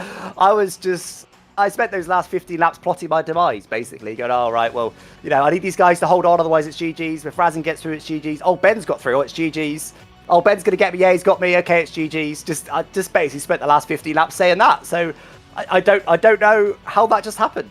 We had 30 lap older tyres than the guys that boxed. I'm speechless, but what a race that was, by the way. The big tyre wear, the slow warm-up that allowed me to get Razin on the safety car restart as well. That was really good fun. And yeah, the tyre offset we had at the end there, combined with the dirty air, making it not a guaranteed P15 for me. Wow, what a race. I hope you guys enjoyed that one, because I certainly did. We did from up here, so behind the cockpit it must have been even better, especially with a win on it. I mean, those last couple of laps then, talk us through it, because it's old rivals battling again out on track, but you managed to beat Ben on those, as you say, 13-lap older medium tyres. Was the fact that maybe Ben's tyres going off at the end a factor in that, or you just say it's a skill issue? Well, he did just tell me he was out of battery, but I don't believe it. I think he was trying to let me go because he thought he could get me with DRS. Yeah, I do think his tyres went off a little bit. I mean, I'll have to watch his race back to see, but I do think that was part of it. But my tyres were surely still worse.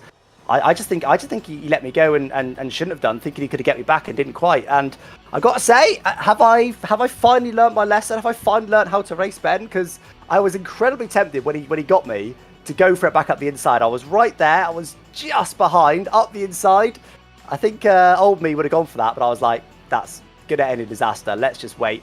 And even despite me thinking at that point, I cannot win this race now, I was still going, nah, if I go for this, it's going to end up with me in the bin, let alone getting P2. So at that point, I'd basically accepted P2. But in the end, with hindsight, it was for a win. Let's go. Oh, especially after qualifying as well, because you were setting the timing screens alight in that Q3 session before it all went red flag. We'll just call it a red flag for now. But starting P5, getting the win, I mean, I'll leave the final words in our interview with you, Alex. 25 points to start your season. Yeah, I'm absolutely buzzing, man. Yeah, I mean, yeah, I was a bit annoyed after quali as well. It felt like it wasn't my day today. I was 3.5 tenths up before the quali red flag happened. So I was a bit annoyed that I missed out on that. And then obviously the safety car was terribly timed for me. It was just after I passed the pit entry, and I was annoyed about that. And I was like, this is not going well. And well, I don't know, maybe I should be a bit more positive next time. But thank you guys. I'm absolutely buzzing with the win. And I think we're in for an absolute corker of a game, F125. That was great fun. Couldn't agree more. 11 of those more, please. Alex, congratulations on taking the first victory of Season X, Season 10. Go and enjoy your victory now, and I'm sure cool off with how hot it's been over here. Yeah, cheers, guys. Thank you. Let's bring second place driver in TMF Marduk. Ben, welcome along. Second place. I mean, that was a charge from you in the end. You started P12, got the second place. Did you need a couple more laps to get Alex in the end there? I needed some more battery to get Alex in the end, really. Time was not on my side, to be honest, because I was on the softs and they were fading a bit quicker than Alex's mediums. I think we ended up on a similar kind of tyre performance at the end, so it was really quite comparable. I think what the difference was like, yeah, battery and maybe straight line speed. There was a moment where I finally got past Alex, and then I went purple sector 1, green sector 2, and I was kind of baited by the game into thinking, I can push on for a fastest lap here. So I got a bit greedy using the rest of my battery, trying to get fastest lap. Didn't get fastest lap, and then I was left on the straight with nothing. And that's when Alex got me for the last time. So, yeah, maybe if I had my time different, I'd play things a bit differently. Maybe like try and break the slipstream. I think Alex was quite aggressive with his defensive maneuvers on the straight. So maybe I should have done a bit more of that, and that might have made the difference. I mean, in fairness, you were muscling your way through. You started, what was it, P5 with about 5 to go. You managed to get your way up to second place. You and Alex started to break away. But then just in your mirrors, you see a Ferrari getting closer and closer in Infratic. Was that on your radar on the final lap? I noticed him. I was like, oh, what's going on here? But I just tried not to think about it because my focus was Alex. But thinking about it retrospectively, yeah, Fabio was cooking then. I do wonder what would have happened if we had another 3 laps, for example. Maybe Fabio would have won the race. Yeah, and I think that's, correct me if I'm wrong, it's a 49th podium in Creator Series. So almost there at the half century. I mean, another podium to add to your impressive repertoire. Yep, I always say coming into the race, if I can get a podium, I've done really well. We've done that.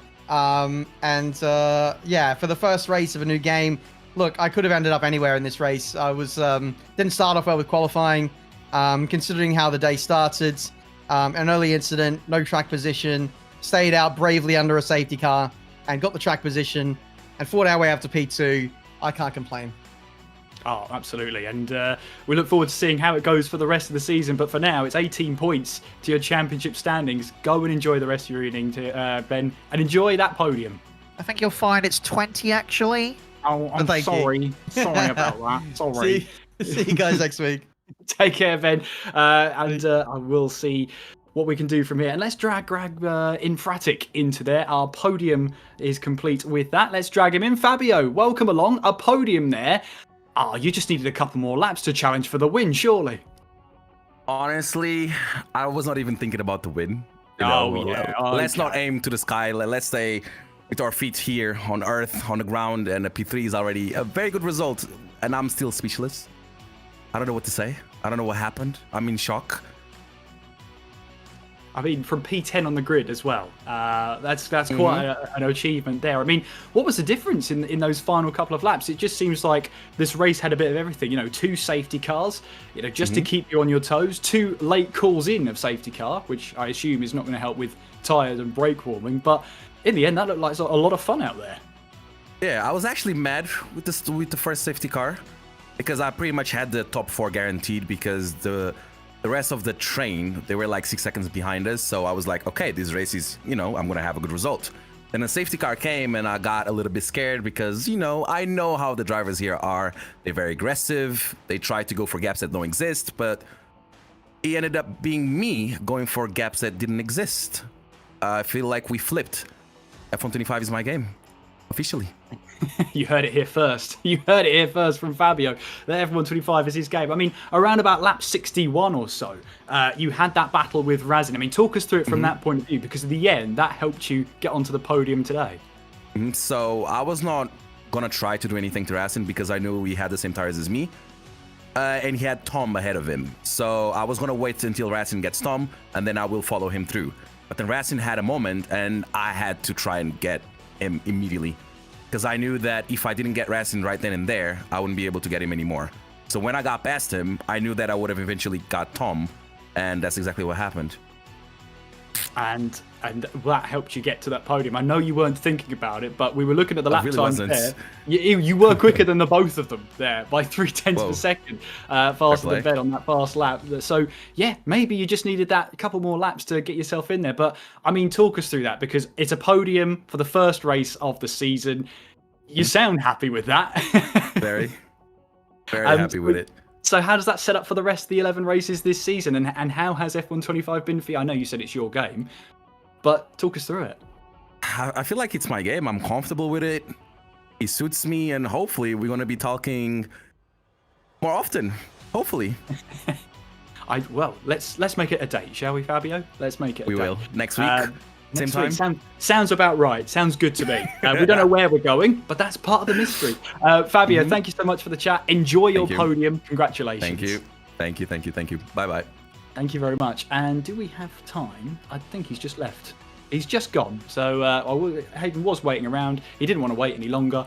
So that's about it then. But Carl, what a way to kick off this one. And a podium maybe we couldn't even have predicted. I mean, Ben starting in P12 getting a podium. Fabio starting in P10 and getting a podium. And I reckon if this was a 68 lap race, Fabio getting a win was not out of the question. Not at all. Not at all. His pace was absolutely phenomenal. And it really was a story of the comeback kings today. Ben from P12, Fabio from P10. It was interesting to see the Alpines both fall off. I didn't expect that towards the end, but alas, that is what happened. Alex Gillen managing to hold on with the older tyres. I mean, it had pretty much everything you could have expected. Even switching mediums of driving to controller in the case of Kareem, which isn't exactly ideal. But alas, that is the way the cookie did crumble. It means the driver of the day conversation for all of us is going to be a very tricky one. I think it is. And, well, let's have a look at how this race, I think, is looking, because of course we've had all sorts going on. We've had all sorts to really talk about. I mean, Alex Gillen taking the first win of the season. And how does that look? Well, it's a point between our top two teams in Aston Martin, who are taking the top spot at the moment, a single point ahead of McLaren, with Mercedes on 23. And as you can see from the standings, it's already shaping up to be a fantastic season. Of course, Alex Gillen scoring all of McLaren's points today, with Ben getting a helping hand in that Mercedes haul of 23. Of course, we had the other Mercedes falling into a little bit of issues in Adam Sanderson, but I'm sure he'll come back stronger. He's Devon Butler. That's what he kind of does. But Carl, looking at the team standings here, it's shaping up quite nicely.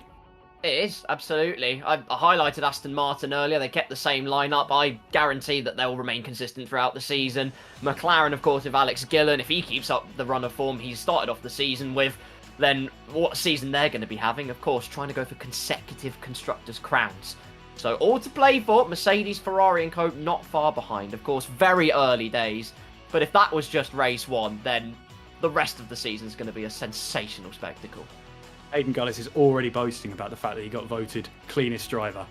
We'll see about that. Let's bring in Tom Squared for their final thoughts. I'll start with you, TK. I mean, I was scything with jealousy for your calls there. You both did a fantastic job. What a way to open the season. Oh, what a fantastic race opener, but also season opener as well. We've seen some racing that I think quite literally wasn't possible in F1 24. The side-by-sides, the moments where the dirty air was really causing an issue for some drivers. Yes, there were some questionable moments which we'll kind of pass over, but honestly, I don't think we could have asked for a better season opener than that. No, absolutely not. And Tom Wilkinson, because it's Tom Squared, obviously. It's a great duo to start this. How was it for you? You had some fantastic calls out there, and maybe we wanted 2 or 3 laps more to see what Fabio could do. We are so back. That was so enjoyable to watch, to commentate on. Hopefully everybody enjoyed that was watching along. So many storylines. We had storylines after qualifying. We've now got storylines to take into next week. Fabio, I mean, the race pace from Fabio and the consistency, because that's normally a bit of a weak point for Fabio. He can make a mistake here and then, usually picks up a little bit of front wing damage at some point, but he was absolutely bulletproof for the final, I would say the whole 66, but those final 20 laps in particular, he was outstanding. I would give him driver of the day personally, but going into next week, we've got so many things to talk about. Kareem wasn't looking like he was going to challenge for the win anyway because of that safety car. He's going to have to try and bounce back if that wheel sorts it out. We've got the contenders coming from the midfield, the likes of Gwatz, who was incredibly quick. Tom coming back into some decent form, even though, like you said, the Alpines fell away. This could genuinely be the closest Creator Series championship we have ever had. And that is all down to the brilliance of F1 25. I'm going to look out for Formula Kai this season. He did fall away slightly towards the end of that race, but he had some really good pace in the middle stint, made the undercut work at the beginning there. And I'll leave a closing thought with you, Carl. If anybody needs any more convincing to tune in next week, what are you going to say to them? Like, why? Just why? Why do you need more convincing? Was this not enough? Are you not entertained? Because it had everything. It had all the conditions in qualifying. It had moves, hammer and tong, left, right and centre. Again, fourth wall break. A lot of clips don't quite make the net, particularly with a race like that. But my God, honestly, I've got Tom and GB fighting the whole lap on lap 41. GB and Kareem fighting. Hayden Gullis went round the outside of Gwatz, by the way. So, look, whether the game, cast aspersions on whether he deserved the cleanest driver or not. But the point is, he made an absolutely exceptional move. Lolly made exceptional moves. I mean, it had absolutely everything to boot. And we saw those mechanics of F1 25 coming through to the forefront. The dirty air, people actually being able to use the hard tyres. I mean, it covered the whole spectrum. And the script really will write itself this season. I can't wait for the next few races. 11 to go. And before we depart, of course, Mr. TK, where can we find you on socials? Everything they call me TK, pretty much every single social media. Varies a little bit every now and then, but go check me out on there. Tom Wilkinson, where can we find you? At T006 on X, formerly known as Twitter, and if you're a darts fan, wilco.darts on TikTok. And Clipbook Car, where can they find you? Well, I'll tell you what, you can't currently find me, and that's the Allianz Arena. So if you have turned off, then if this is on a repeat, happy Christmas. But you won't find me there. You will find me, though, at my name. It's Carl Paranik. You'll probably find me there. And finally, Kieran, where can we find you on an interweb? You can find me at KS McGinley or Kieran S. McGinley, because I didn't quite get the memo of keeping my tag the same. Do you know what? The names here you get the gist. You'll find me somewhere, hopefully. But in the meantime, though, it only brings me to say thank you so much for watching as well. A big thank you to Gareth Allen, who's behind the scenes there, as always, punching out the absolute great stuff about production. Thank you to Tom Squared in Mr. Tom Knight and Mr. Tom Wilkinson for taking us through the race. And of course, Clipbook Carl Pernick for taking us through those well-established clips. My name is Kieran McGinley, and join us next week when we head to, well, we don't know yet, and the only way you'll find out is by tuning in. Until then, take care of yourselves, have a very good rest of your weekend. We'll chat soon. Take care.